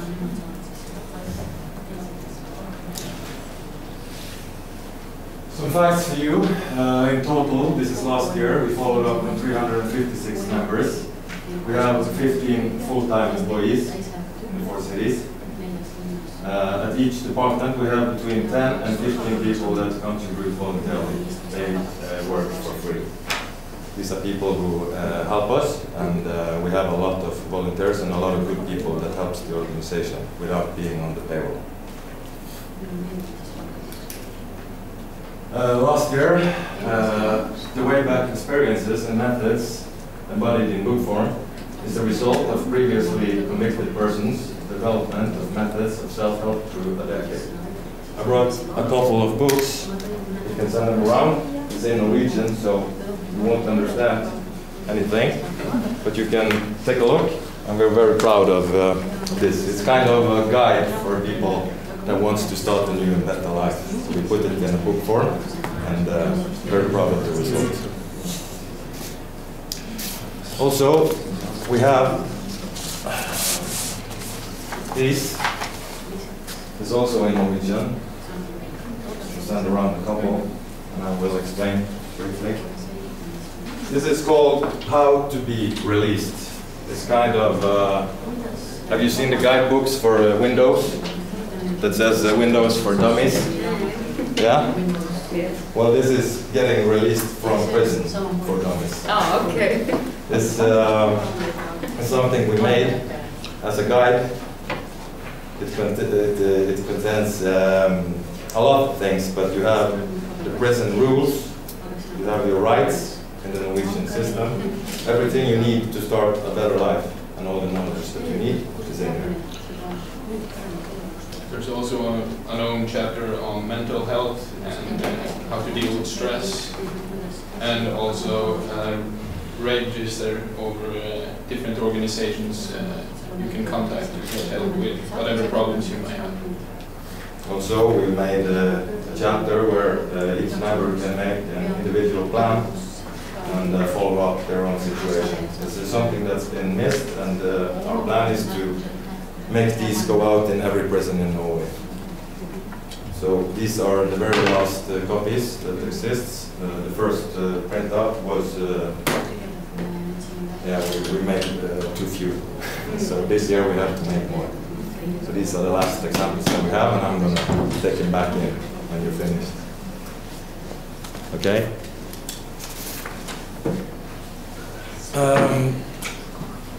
This is our department, Bergen. This is the second biggest city in Norway. In 2009, we had a legal aid group founded. 2010, the main office in Bergen was founded, and we have both people with experience from a criminal life and imprisonment and jurists like Martin. In a couple of years, he's finished in school, then he's going to be a lawyer, hopefully. And we have a separate group of soon-to-be lawyers working for us. He's going to explain more later about this. Some pictures. Our office. The office is part of the hub in Bergen. This is a co-working space for social entrepreneurs based at the UNESCO World Heritage Site, Bergen. It's a very famous World Heritage place. You can look it up on the internet. So, our office is based in this building. This is Martin at work. He runs the office. Very nice. Also some more pictures, because there is a lot of people sharing this house, and there is some press of all the great work they've been doing.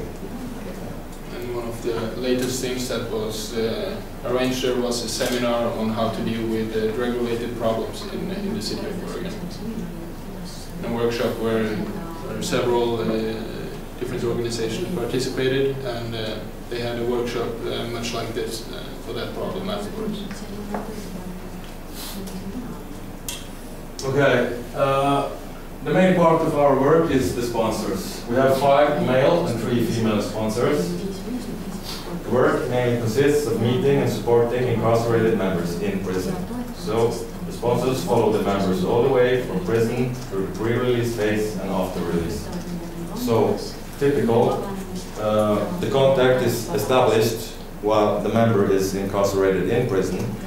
Then they have a sponsor who follows them up and visits them every week. And then we work on the pre-release phase and the after-release.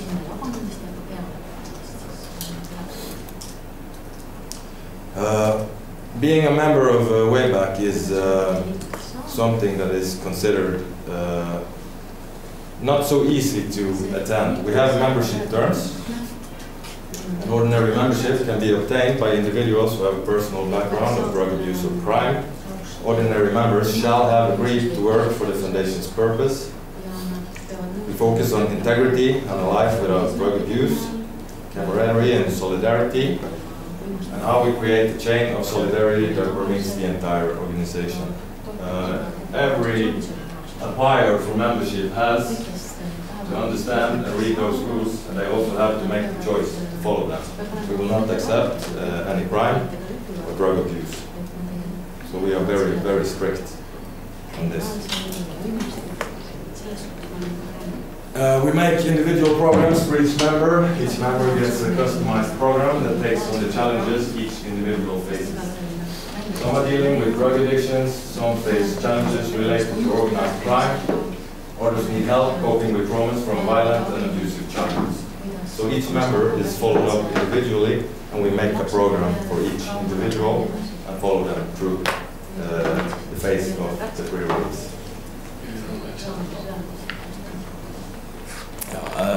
For example, we have some of our members that are struggling with the drug addictions. Through our organization, we have gotten them into the NA programs, the AA programs. It's programs that they normally won't get to attend from prison. but since we have a very good cooperation with the prisons, they get to participate in these programs through my supervision. So as long as I act as a overly sponsor, I can get these inmates out of the prison and into programs that they normally would attend. Cooperation. Wayback cooperates with several organizations to achieve a broad spectrum of services adjusted to the individual members' specific needs. The examples are Red Cross Tallinn. You have Red Cross, yeah, so you know this. We have local authorities, we have the church, city mission, local gyms, ski resorts, a lot of private initiatives that helps our members facing challenges. The activities is a very big part of what we do. We have dinner every Tuesday at Batteria. This is the name of our meeting place. We have a house in the city. It's open every Tuesday. And all members and affiliates and co-workers, everyone that is affiliated with Wayback is always invited to this dinner. We have, on Thursdays, we have activities, workouts, cinema, family Sundays with visits to the water park, to the wonderland, to the ski resorts. We have hikes and ski trips. And this is for people that's in jail. I don't know the Estonian jail system, but it's kind of incredible that we get these people out of jail to participate in this on a weekly basis.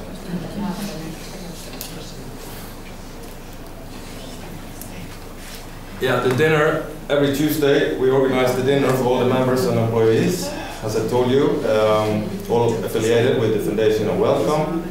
We also have 2 members of the legal aid group present to help with legal issues. There is always good food and an extraordinary positive atmosphere. After the dinner, each member follows up on their individual plans. Some goes to meetings, some go to work, others socializes with the group. This is a picture from the dinner.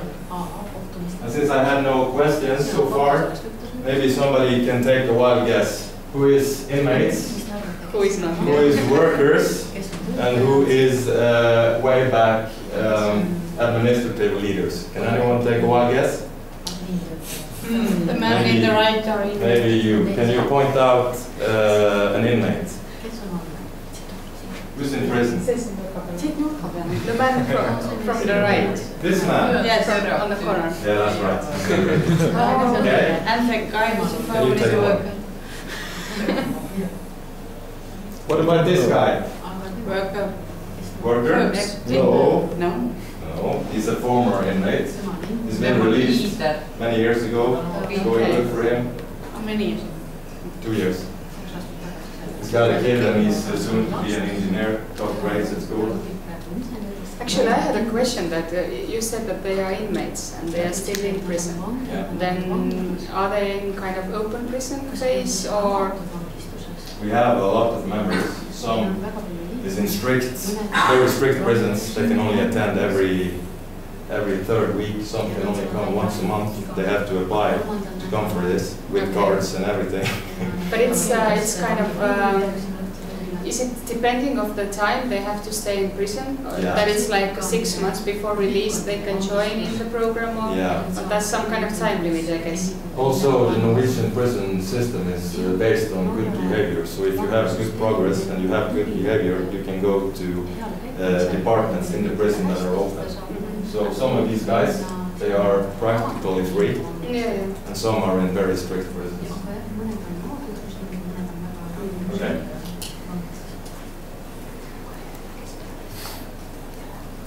On Thursdays, the foundation offers different activities. I talked about this before, so just a quick repeat. We have personal trainers that organize these workouts for the members. We have field trips, hikes, and family days where members can socialize together with their children and family. The goal of the activities is to give social training in a public area.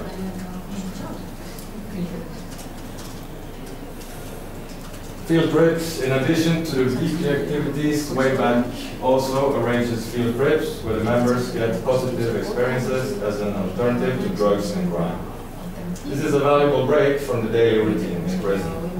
The activities arranged by Wayback does not affect the members' ordinary leave quotas. This means that if you go to some of the things that we arranged, you will still have leave quotes to spend with your family.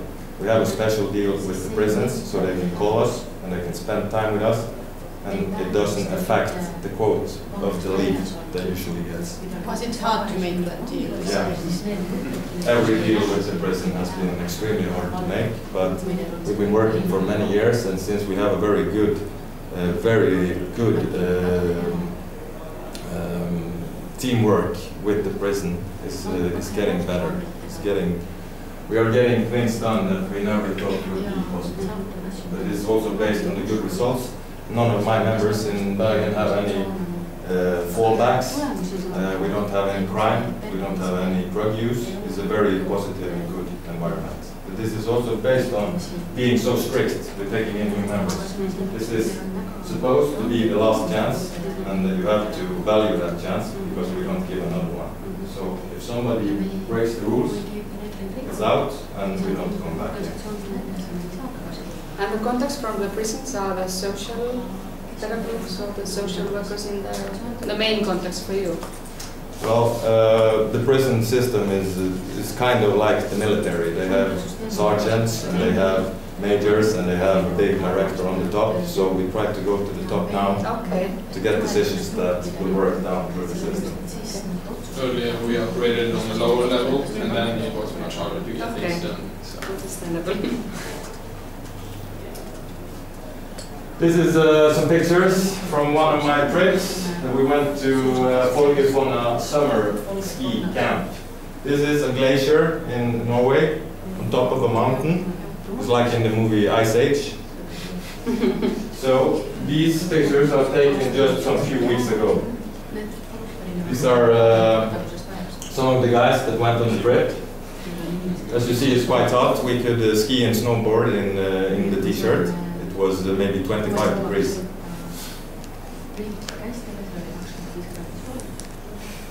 It's a very nice place. You know where you can ski in the summertime. As you see, these trips has a very good effect on our members. This guy looks like he's won the lottery. He's very happy to be out of the prison and out to experience the freedom. There is lots of good pictures. We went to Jondal. This is called Jondal. This is where Martin comes from, a small city. So we went fishing. There is one back, please. There is yours truly on the right, eating. So these are people who normally don't go out and experience good life like this. So as you see, it's very valuable for these people to have real and good experiences out in the nature. We have family days. This is from Eikedalen, it's in Bergen. As you see, we live up to the expectation that Norwegians love skiing. It's one of the things we do. This is a great chance for inmates to spend time with their kids that they normally don't get to see. It's part of the social training and is invaluable for making good relations with families that often is without their loved ones for many years while they're in prison. So this is one of the things that we do, and it's really great. This guy is teaching his daughter to ski using harness. So actually, because of this, he got to spend time with this kid that he's never been able to do because he's been in prison all the time, which he grew up. So it's invaluable. It's also family days, family barbecues. So the ones you are dealing with are mainly adults, or you have also younger ones? Yeah, I'm glad you asked because I have younger people. And now we're going to the part of the presentation that we never showed to anybody before. This is a real story about one of our youngest members. He's agreed that we show it here today because we are in a different country. So he is showing this with a picture, his full name and everything. It's a very personal story. So since this is the youth program conference, this is specially made for this conference. Okay. This is Alexander. He's been in jail for 3 years. When he first came to us, he was 18, 19 years old. As you see, he's barely a kid. And now we're going to tell this story. He was raised in a broken home. He was the oldest of 3 kids. His mother married a violent man, and he was heavily abused from the age of 8. His stepfather hit him and his mother on a daily basis, and the small boy suffered from anxiety and panic attacks. He was left alone caring for his 2 younger sisters, while his mother disappeared for long periods of time. So he had to grow up really fast. He started drinking and using drugs at an early age. This led to new friends in low places and quickly escalated into crime and destructive behavior. Alex has 23 sentences, somewhat of a record. He has a debt of 150,000 NOK that he owes to drugs. This is in euros, maybe 20,000 euros.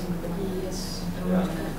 And his debt to the Norwegian government exceeds 650,000 NOK. That's about 100,000 euros. This was at the time of his last arrest, and the judge gave him 6 years in prison. He had no place to live, he had no family that cared about him, he had an enormous debt, and nobody was willing to give him a chance. This is not the best starting point in getting a new life together. This is his story, presented in his own words. I felt empty and alone. I had no one and no place to go once I get back up. Where would I live? Could I stay clean from drugs? What would I do? In 2011, Wayback came to Tallinn prison. They gave me a sponsor who visited me for 5 months. He came every other week. It took a long time before the prison let me attend to Wayback's Tuesday dinner, but when I got my first leave and I came to the dinner, I felt free for the first time in years. They took me in without passing judgments, and they saw me for the person that I am, and not the things I've done in the past. These people showed me that it's possible to change and get a new and better life. What has Wayback done for me? What does Wayback mean to me? And what's my life like after I became a member? I came every Tuesday. It made me feel special. It made me feel loved. I started to believe that I meant something in this world and that I could change. I met people who had made lots of mistakes and changed. I started to believe that I could be like them. Wayback means everything to me. I don't know what I would do without fellowship with God. If you have problems, help is only a phone call away. They back me up and they help me with everything. They will be there for me after I get released from prison. They are my family now. They mean the world to me. It's my second home, away from home. I'm back in school now, can you believe it? And I'm a grade A student. Wayback helps me with my homework and gives me social training. I would never have been in school or clean from drug addiction without them. I got a social network now, a new life. I got a girlfriend that accepts my past and loves me for the person I am today. I am free of addiction. I go to NA meetings to work on my problems. I have good grades in school and the hope that I can take higher education. I'm happy and I have made new friends. To put it short, if it wasn't for Wayback, I wouldn't be the person I am today. Is Paul inmate or still? Well, he's now in his last year in prison. He is in an open department, so he goes to school every day, and he comes to us almost every day. I work as kind of a sponsor for him, so he gets to attend these meetings and follow up his programs through our organization.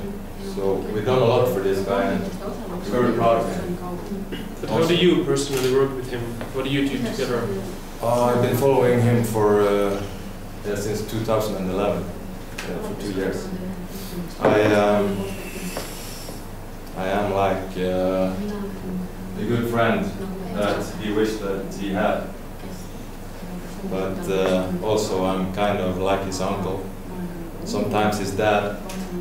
Sometimes I am, you know, the leader in way back that tells him the right things to do. So it gets very personal following up these kids.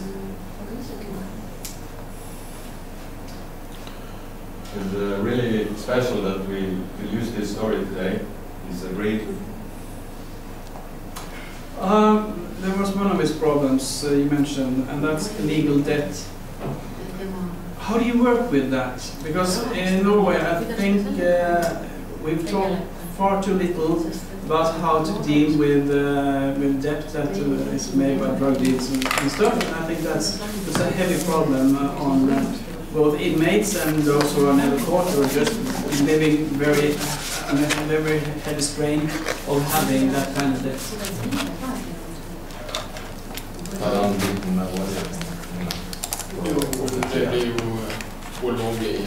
Okay, there is two types of debt. Like this guy, he's got the debt for the government. They don't kill you.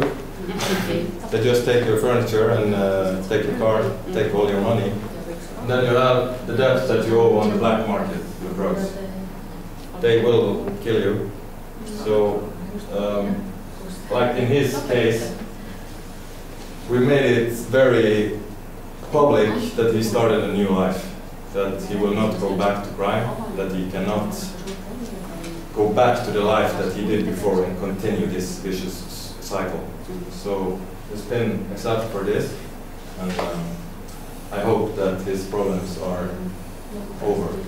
Somehow often in this type of criminal network, it's seen as okay if somebody get out completely. If you are honest and you get out, well, sometimes they leave you alone. So he's been lucky. The other debt to the government, I got out of prison 10 years ago.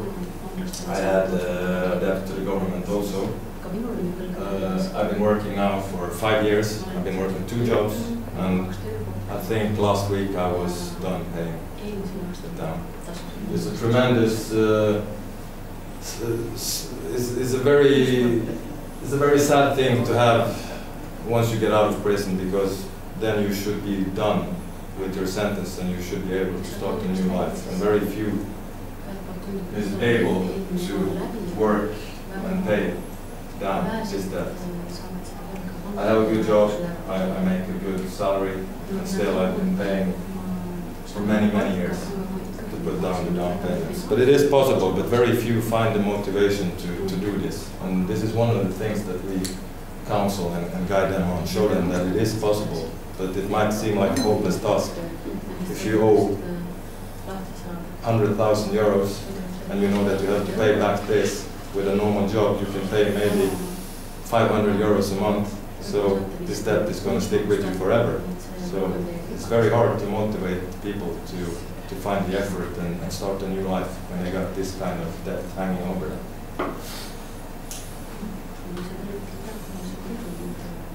I have a question about the recovery from addiction. Do you have possibility to comment his story? He participated probably in some special program in prison time or later. Well, the prison didn't have any real program for him. So what we did, we got him into a self-help group. It's called NA. It's the same as AA. This is Alcoholics Anonymous or Narcotics Anonymous. So he attends this group. There is meetings every day, and we have made a program for him that he gets to go 3 days a week. So he's working now actively on the program, and this is something that he does on his own initiative. Because the prison system is like, if you don't do drugs in prison, you don't have a problem. So this is how they base what kind of help you need. But we see quite clearly that this boy, if he's going to be able to stay clean when he gets out, he has to work on his problems now when he's in prison. This is a big part of his recovery. As he says in his story, he's in school now. This is a kid who never was to school, and now he's got grade A's, top marks in school. Also, he has the hope now that he can become maybe an engineer, something like this. He can take higher education because he can meet the qualifications to go to higher school. Do you think that the key question is belonging to your company? I think he said it best himself. If it wasn't for Wayback, I wouldn't be the person I am today. Because we have followed him and we have guided him and we have helped him getting there. So, well, he's kind of my poster boy now. I'm proud of him. And he makes us look good, of course, but this is a true story.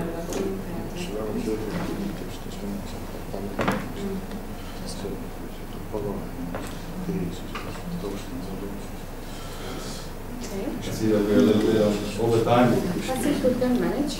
Yeah, can we? You want to hear more? 5 minutes? We have a question. Who finances you? Well, we have two ways of financing. We get money from the government, and we get money from the departments, and also we get money from private benefactors as private sponsors. So it's kind of a two-way split. So Martin is always working on getting more money so we can work more. It's one of his projects. But as of now, most of the money comes from different departments and directories within the government, both on a regional and a local level.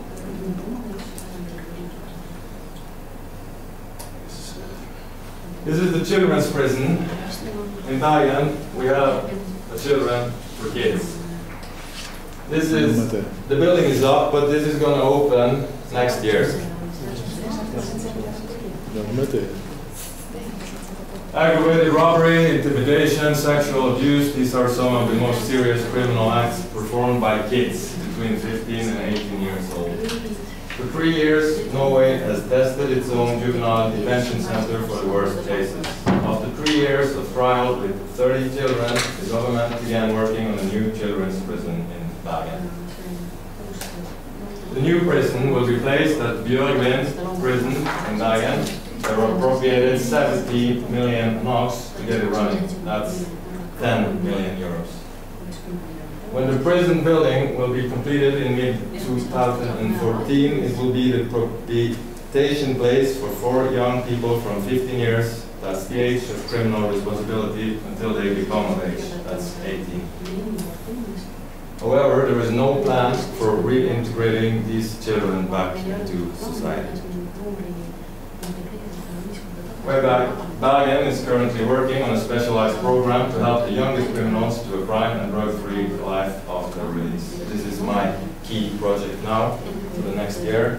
Been working a lot with these guys at the youth center and the youth prison, hoping to get a special program, but then there was funding.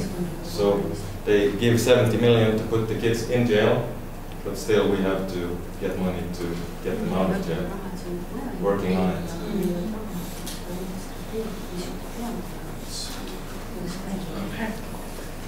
I can make this very short since we're all the time. Let's see. We also have a legal aid group which goes into the prison, 2 out of 3 prisons every week, and we go every week to Åsele, and every other week to Bjørgvin, and every other week to Rusnesøy. And what we do is that we offer help to look at legal problems. We are 21 law school students from the 2nd or 3rd year, and some are on their last year, so they are almost done. And we do not have a limit on what cases we can look at, but we cannot represent anyone, and we make it clear that this is only our view on it as students, and then they make their own choices after that. Most of our cases are deaf counseling, putting up payment plans, getting them to stop the interest while they're in jail, filling out applications for housing, for social support, and as in many systems, it is quite difficult to navigate and find the documents you need to fill them out. And many of these prisoners are illiterate as well, and that doesn't make it any easier. And also, it is our when it comes to debt and housing, it is our experience that the inmates themselves necessarily think about what's going to happen the day they be let out of prison. So we try to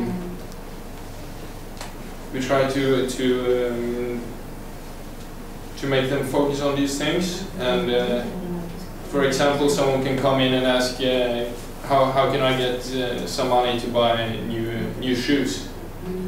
And then we start talking, and we usually ask, do you have any debt? Have you thought about stopping the interest? And almost everyone has some debt on credit cards, some loans they have made in the past. And it is, in our experience, if you do not have this plan set out before you be let out of prison, it is a very bad start if you're trying to get your life back together afterwards. And it is especially the younger inmates that do not think about these things. So they are a large part of our client base. I'll just finish with some numbers. In total, we had almost 300 client meetings in 2012. That's 140 in Bergen prison, Åsane, that is a high security prison. 102 meetings in Björgvin and 34 at the low security prison in Ulvsnesøy. So there is definitely things to be done, and a need for advisement on such things for people that want to do something with their situation. So that was the short version. I like to just say one thing. It's kind of unique that we get to put these law students into the most heavily guarded prisons in Norway.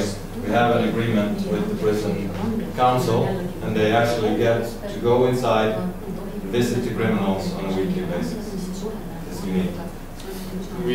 We can move freer in the prison than even a lawyer can. We get our own alarms, and we can just walk around and talk to people, and borrow a room and sit down and advise them on whatever they need. Let's see. And we also have a political side. As you can see here, we write consultation statements. The last one was on a new regulations for treating personal information in the prison system. And we participated in writing our views on how that regulation should be formed. And we also had a chronicle that I was going to share with you today, but I don't think we have time for it. But that's the title of it and the author, and I'll put it in the presentation that you get. That's the same thing as with the debt. If you don't have a place to live, you cannot expect people to be able to make positive changes. And I have a picture in here. This is a hospice, and that is what's offered usually. Do you want to elaborate on that? Norway is the richest country in the world, and the people of Norway are very rich and very happy. But if you are disadvantaged, this is your reality. This is what the government offers you as a living space the day you get out of prison. If you don't have your own apartment, you get a room in this building. This is just a random picture taken at a normal day. But it's definitely representative for the conditions. I've seen this with my own eyes. It's terrible. If you could choose between sleeping outside and sleeping here, you would sleep outside, I promise you. This is the worst place in the world. a shame. And a lot of people actually choose that to sleep in staircases. Yeah, which by the way became illegal in Oslo a few weeks ago. Congratulations. Nej, Oslo. Oh yes, yes. So then you have to go, yeah. Or else you're breaking the law. So imagine coming to this place, you have credit debt, and you're trying to quit your drug problems. Trying to stay clean. It's not the best environment to start a new life. So we can hope that you will do it better.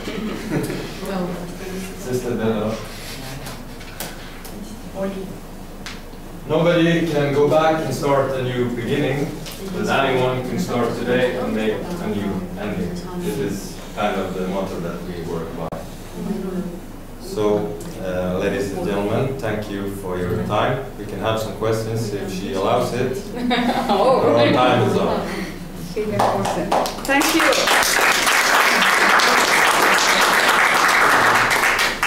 Peame siin langetama ühisotsuse, et meil on jäänud umbes täpselt 13 minutit selle töötoa lõpuni. Küll aga see vabas vormis vestlus kestab 1,5 tundi. Et minu ettepanek teile on hoida teisel ruumis kinni 10 minutit kauem. Ehk siis 16:40, sest et meil on veel mõned inimesed, kes tahavad rääkida ja te saate ka härradele küsimusi esitada. Kas see ettepanek on teile vastu võetav? Okay, so everybody agreed, at least some of them nodded, and the other ones who didn't say anything, to stay for 10 minutes longer. So we will start our break 10 minutes after 5:30. Yes, 5. And then it's a possibility now to have questions for you, and then I give a word to my colleagues. Küsimusi? Not now, maybe later then. Okay. Pärast vabas vormis. In the open form afterwards. Okay. By the wine glass or something. Ja seni kuni Jako nüüd sätib enda asju, mul on teile üks suur palve veel. Kellel on alles need mapid, mida te hommikul saite, siis vahel on üks selline leht. See leht on tagasiside leht. Ja minult on palutud, et te kõik selle ära täidaksite ja sinna samasse jätaksite, kus te hommikul enda allkirja andsite siia tulles.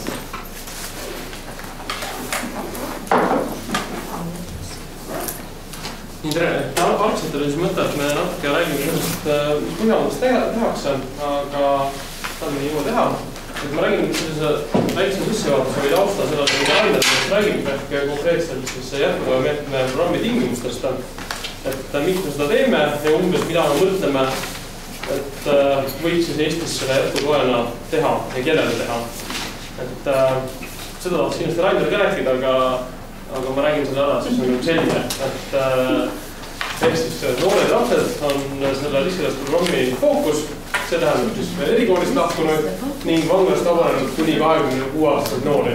Tegelikult, millest ma varem olen rääkinud, siin sees võiksid olla ka vaistatud ja võib-olla ka mõned muud kinnised asutused. Et seda peame vaatama, kas me saame need haarata, aga need on siis asutused, mis meil on sõltuvus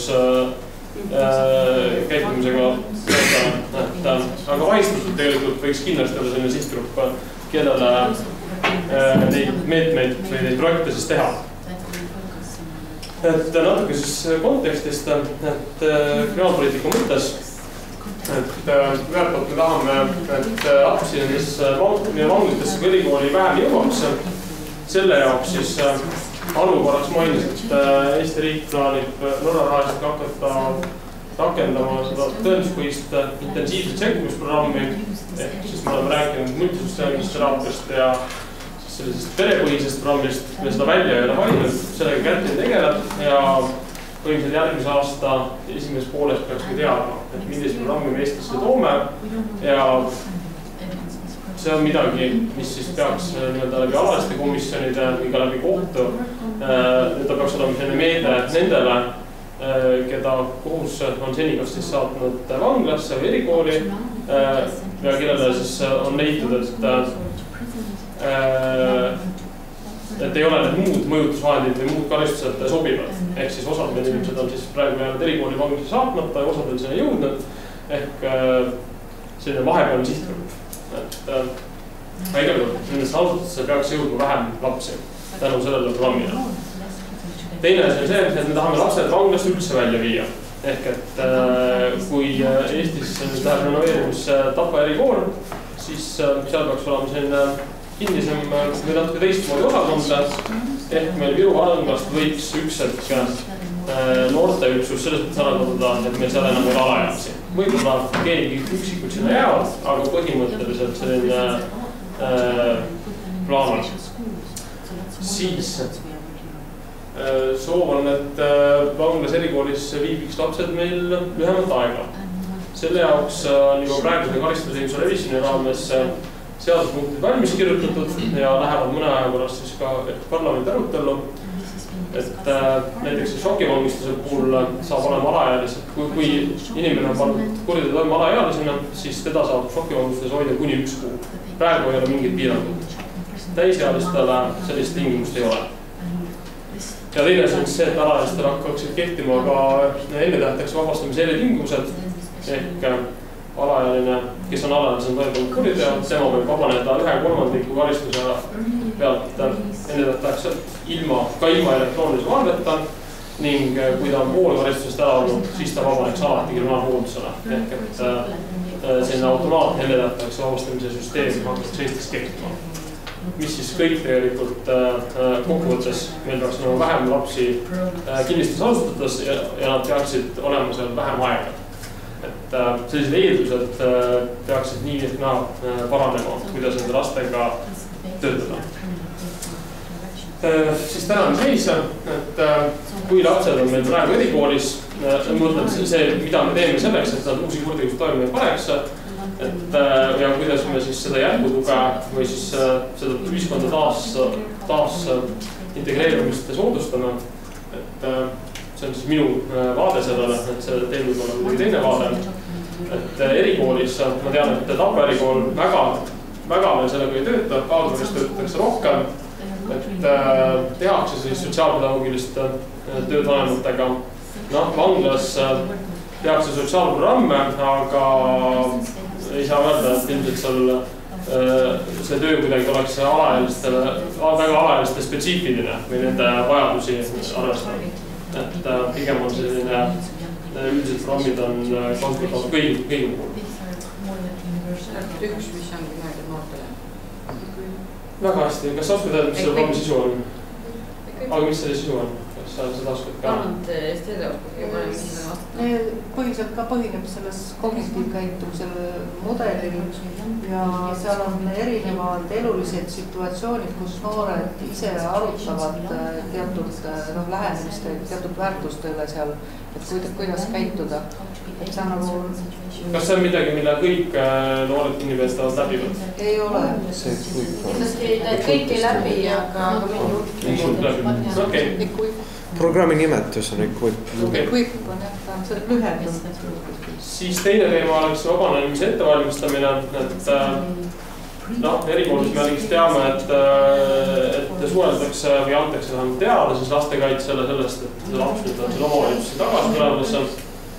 Ja mida näiteks Kaagvere erikool teeb, et nad väga aktiivselt otsivad haridusvõimaluste või nii-öelda pärast 9. klassi neid lepivad juba kokku kutsekoolidega, käivad lastega seal vaatamas, ehk et oleks siis tagatud see, et laps käiksid koolis edasi.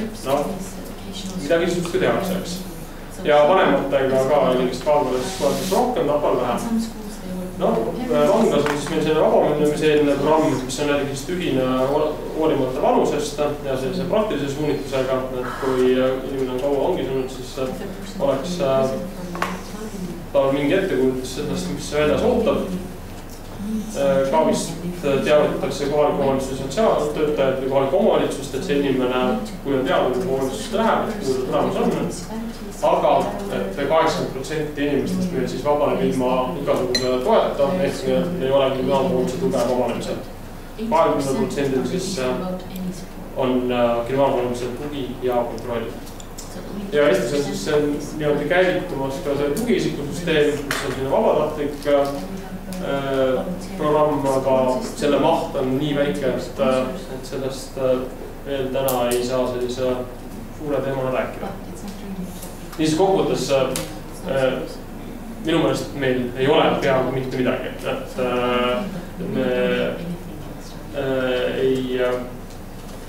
ei soodusta seda järsku üleminekut kinnist asutusest vabasse ühiskonda nii hästi, kui me võiks seda teha.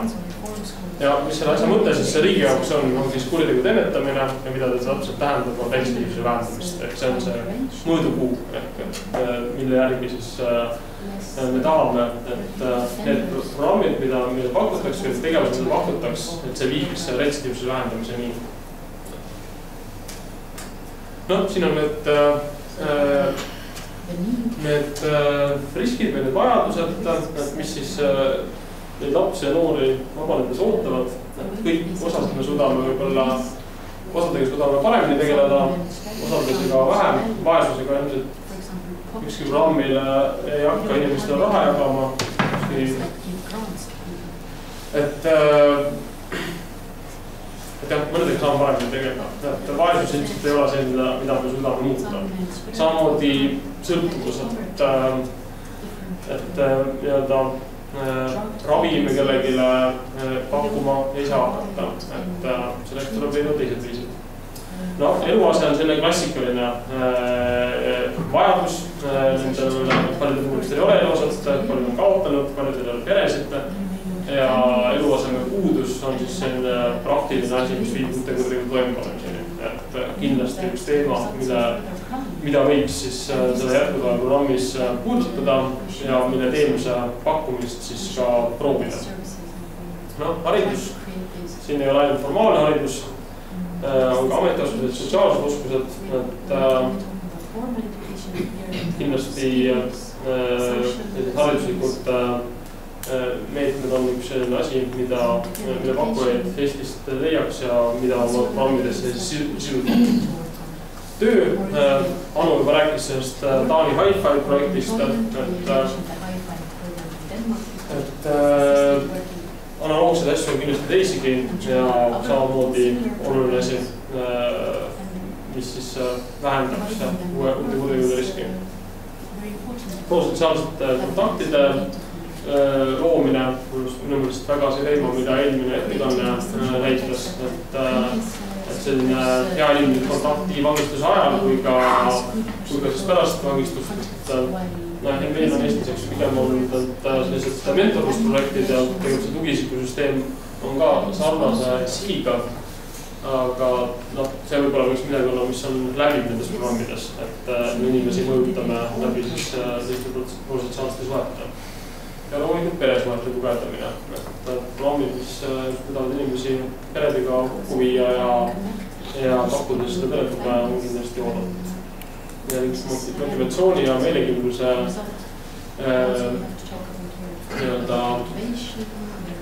tugevdamine nendes inimestes jällegi võiks olla selline läbiv teema.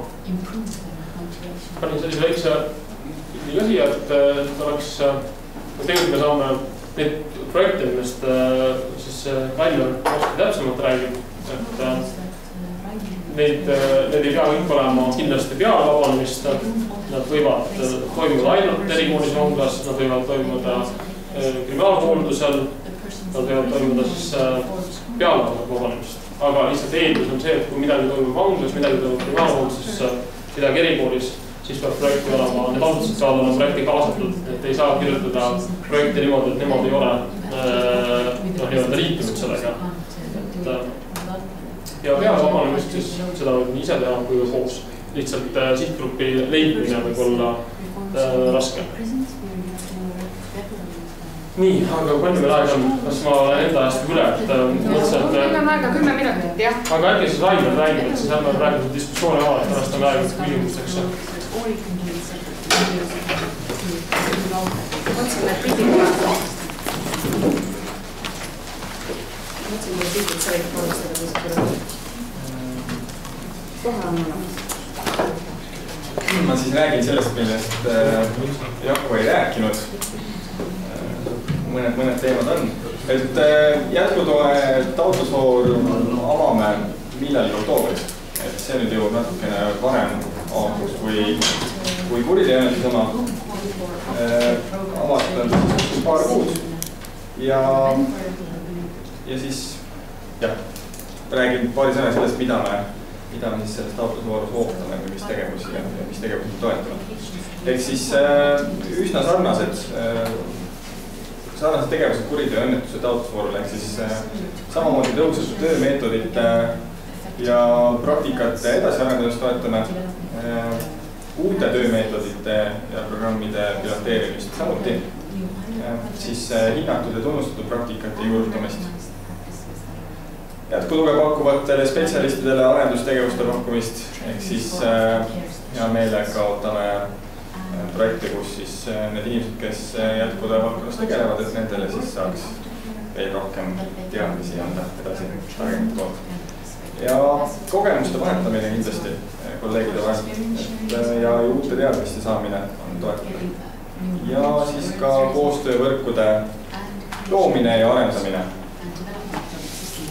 Kellele me seda teeme, sellest Jakob rääkis, Siim üle.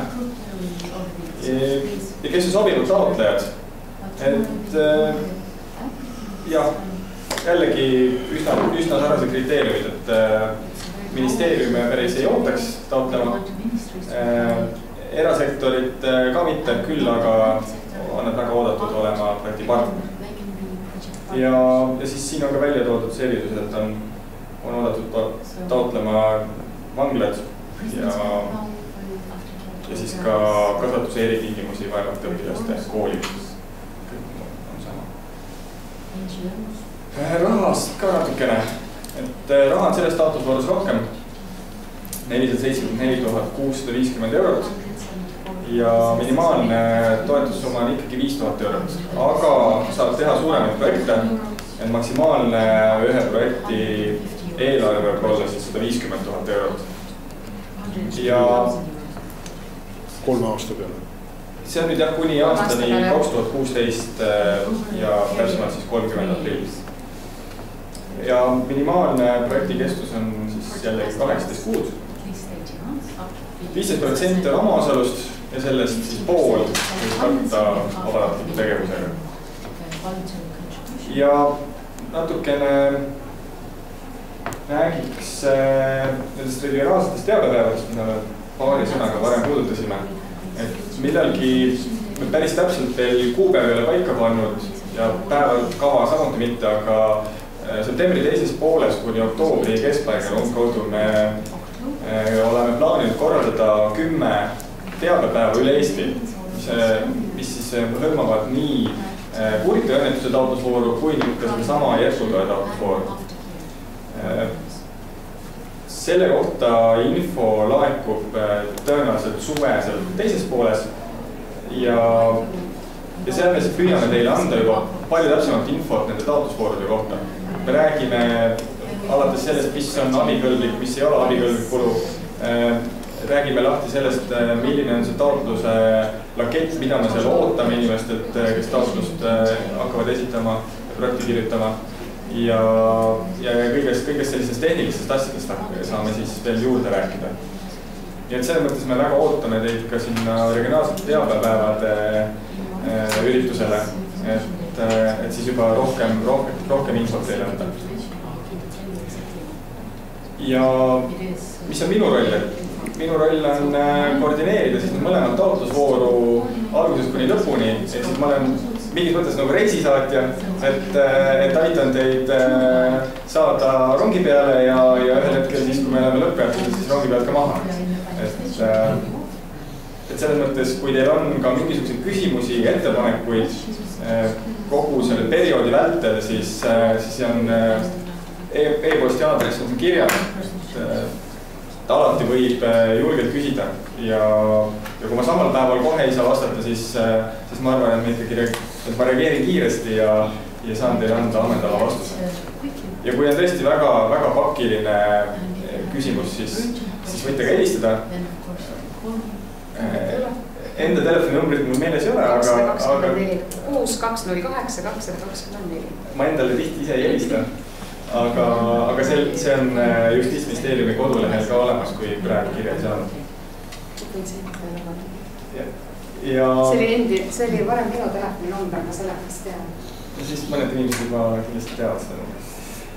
Ja minu poolt praegu kõik, kui teil on küsimusi, siis katsume siin kaama peale vastata. I have one comment. That you've been talking about some economical figures in this thing, and way back they told us about what they are doing, and I would like to share with you a result from Vista analysis of Norway. They have calculated that the gain for society in bringing one person back into normal activity in a paid job is for the Norwegian society, with Norwegians cost and such, is in euros 1.45 million euros, and that's per soul. That's a lot. I mean, as an investment, you get back your investment many times when you think about what you're actually putting in. Except that prison for children in Belgium, of course. That's a very good and informative comment. Thank you. Mul on selline küsimus, et kõige parem oleks, kui nüüd lapsed ei läheks kinni, selle nagu seal alguses, nagu te tutvustasite, aga pärast siis, kui jutt oli sellest, et kellega koos teha, siis sealt nagu, seal oli neid valikuid oli umbes niimoodi, et juba nad ongi kinni, kriminaalhooldus oli üks valik, võimalik valik, mis seda kinnipanemist võiks siis, ühesõnaga, et selles faasis võiks tööd teha kellega koos. Aga, et muid võimalusi ei ole siis. Ei, siin ongi täpselt nagu kaks vaadet, et kui me räägime nendest, kes juba on kinni, siis me räägime sellest rahulme siin taotlusvoorust oktoobri seisuga.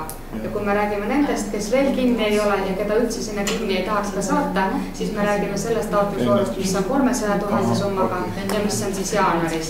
Et tegelikult on need mõlemad vaated, lihtsalt nad on nagu jagatud kahe vooru peale ära, ütleme nii. See on selle vooru põhjus on otseselt see kriitika, mis nii meie ministeeriumi ja haridusministeeriumi on aastaid saanud, et me ei tegele selle jätkumeetmetega, kui lapsed või noored tulevad asutustest välja. Sellest ühest sihtigrupp on ükspäris kitsas. Eriti alaealiste mõttes see on kitsas, see on võib-olla paarsada last aastas, eks. Aga kuna siin on nüüd kuni 26 aastased, siis see veab seal, ma arvan, võib-olla 1000-2000 inimeseni välja, keda sellega aastas tegeleda. So Martin, do you have a question? Yes. You mentioned that in the process of dividing the funds, it will be similar to the process for the funds for prevention of crime. And I have a question for this part on people relieved from detention in special schools. Is there any plan for coordinating the services for those who are lucky enough to receive those funds? To coordinate centrally their activities, or what do you mean? Yes, let's imagine you give to 3 different organizations. Will they be just working on their own, or? No.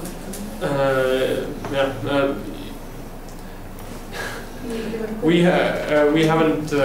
don't have any exact mechanism. We can't force them to work together, and we can't force them any ideas on what to do. So, yes, of course, it's not a wise thing for us to approve 3 different projects only to one part of Estonia.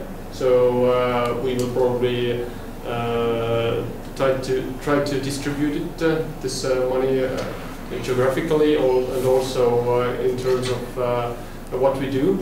So, but yes, it's up to Rainer whether he can make these different organizations work together. So, but it's a good point, because the competence they need and competence they have is quite similar. Yeah, maybe one way is that's why we plan to have the seminars in the regions. Yes. In September to see the different counterparts and to try to have the contracts established already before they apply for funds. And that is something you can continue doing on a yearly basis. And also if they have already applied, then to have the seminars to share the experiences. So this is actually useful for us to memorize while we are already there.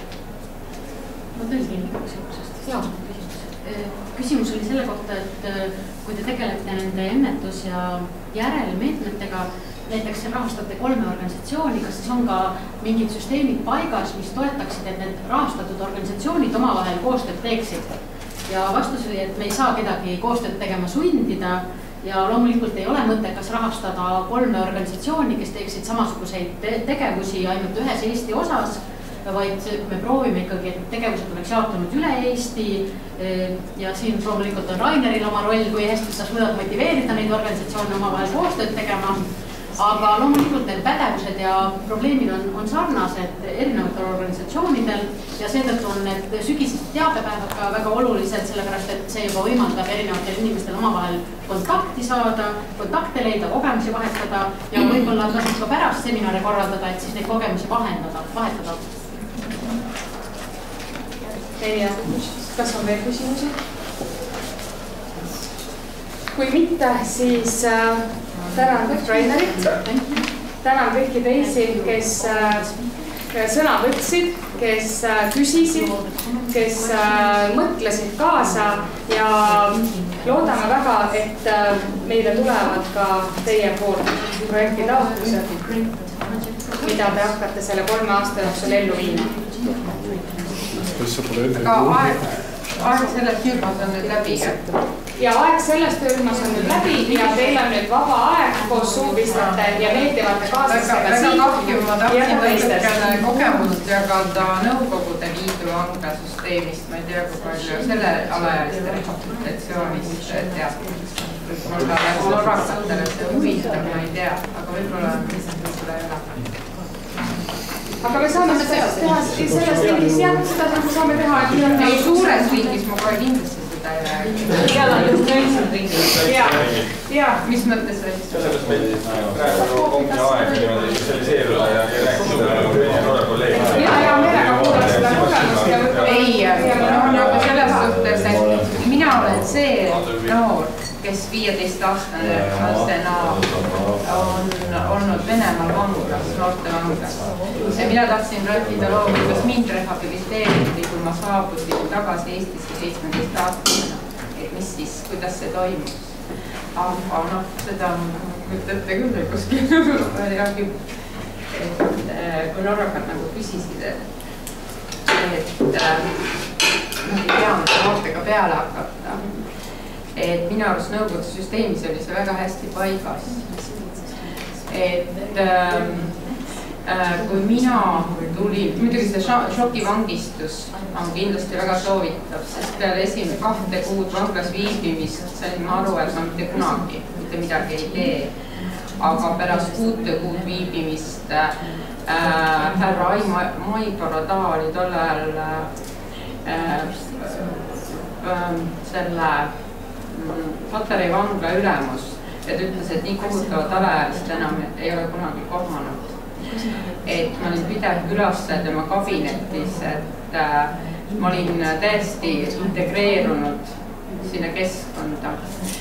Ja kuna Eestis tol ajal alaealiste vanglat ei olnud, siis Eesti alaealised tütarlapsed saadeti Venemaale vanglasse.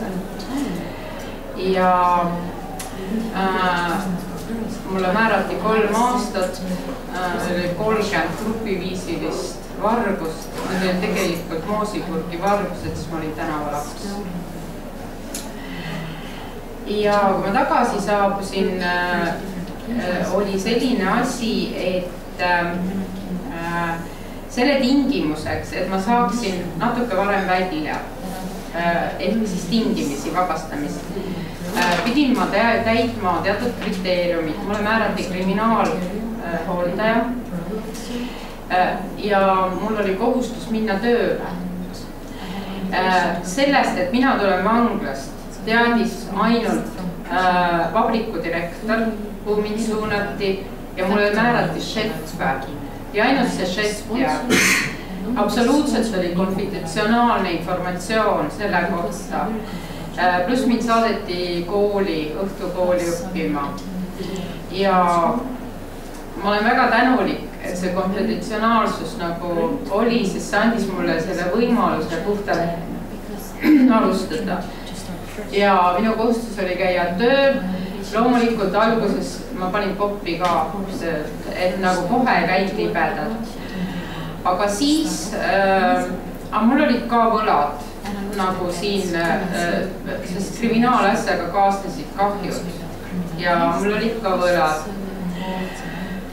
Aga see kriminaalhooldaja nagu küsis sellise hea küsimuse, miks täna mina huvikooli alt teen sotsiaalprogrammi, miks on see põhjus, miks ma tegelen alaealiste kurjategijatega.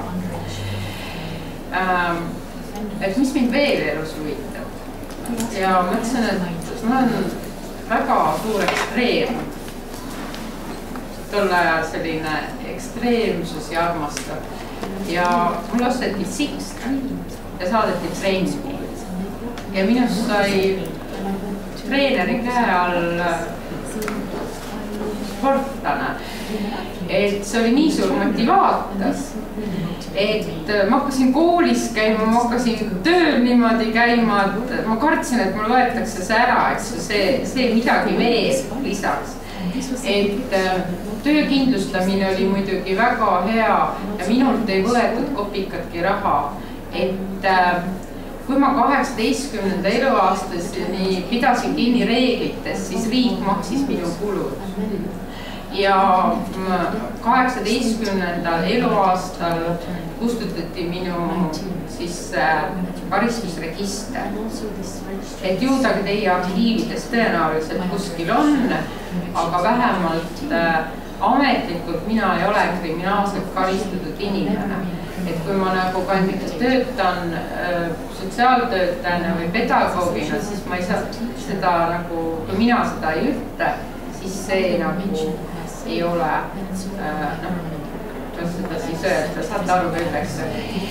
Aga ma ei ole nagu varja seda ja ei häbene seda, sest see oli elukogemus. Ma olin tänavalaps, tol ajal ei olnud varjupaikasi. Minu suurim, me magasime keldrites ja minu suurim unistus 14-aastasena oli üks öö magada soojade linade vahel. Ma ei mõtlenud millegist muust, eks ju, soojad linad. Ja kui ma praegu olen kodus ja olen soojade linade vahel, siis ma mõtlen, et milline unistus oli siis 14-aastasena.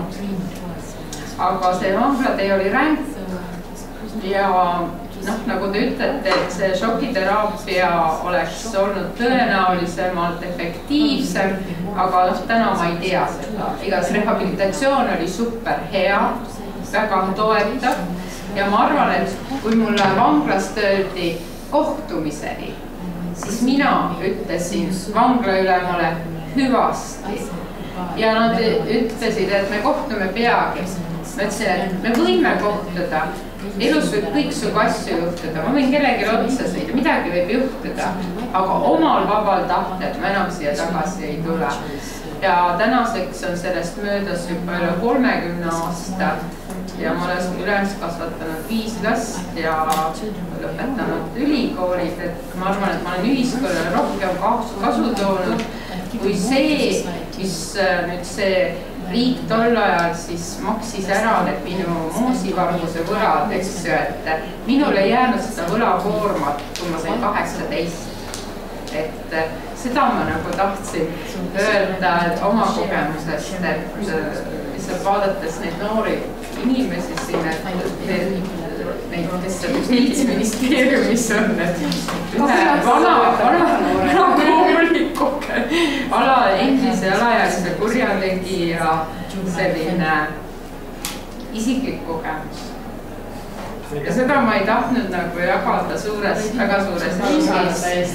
Ja sellepärast ma küsisingi, ja ma loodan, et võib-olla see annab inspiratsiooni või mõtteainet või teinekord küsida, et soovitusi, et ja peale seda ma olen nagu väga palju ka nende noortele tegelenud ja minu puhul väga aitas, oli võrgustiku lõhkumine ehk selle grupi kuuluvuse lõhkumine, et meid paigutati eri vanglatesse, et me enam see grupp, sest meid oli ikkagi 7-8, 2 tüdrukut ja 6 poissi, eks ju, selline kamp, kes neid moose varastas ja lihakonserve, mida kõik inimestel ei olnud, aga meil oli süüa vaja, siis ei olnud toidupankasi. Me kerjasime tänaval, eks. Aga Nõukogude Liidus ei tohtinud kerjuseid olla. Ja meid ei koristanud keegi ära, ainult vanglasse. Et grupi kuuluvuse lõhkumine oli minu meelest väga efektiivne. Et ma enam nende inimestega ei läbinud, aga kahjuks kogu sellest grupist on siiski heale järjele tänaseks päevaks jõudnud ainult 2 inimest ja ülejäänud on kahjuks mitte nii hästi rehabiliteerinud või mis iganes. Üks on jäänudki vanglate vahele käima, üks on tänaseks alkohoolik, kellel on lapsed ära võetud ja ta on ratastoolis ja ta on sotsiaaltöö klient ja riigi ülalpidamisel. Noh, paar tükki on vist surnud nüüd juba ja peale minu veel 2 on siis täiesti sellest välja tulnud. Et head mind kaastada saada.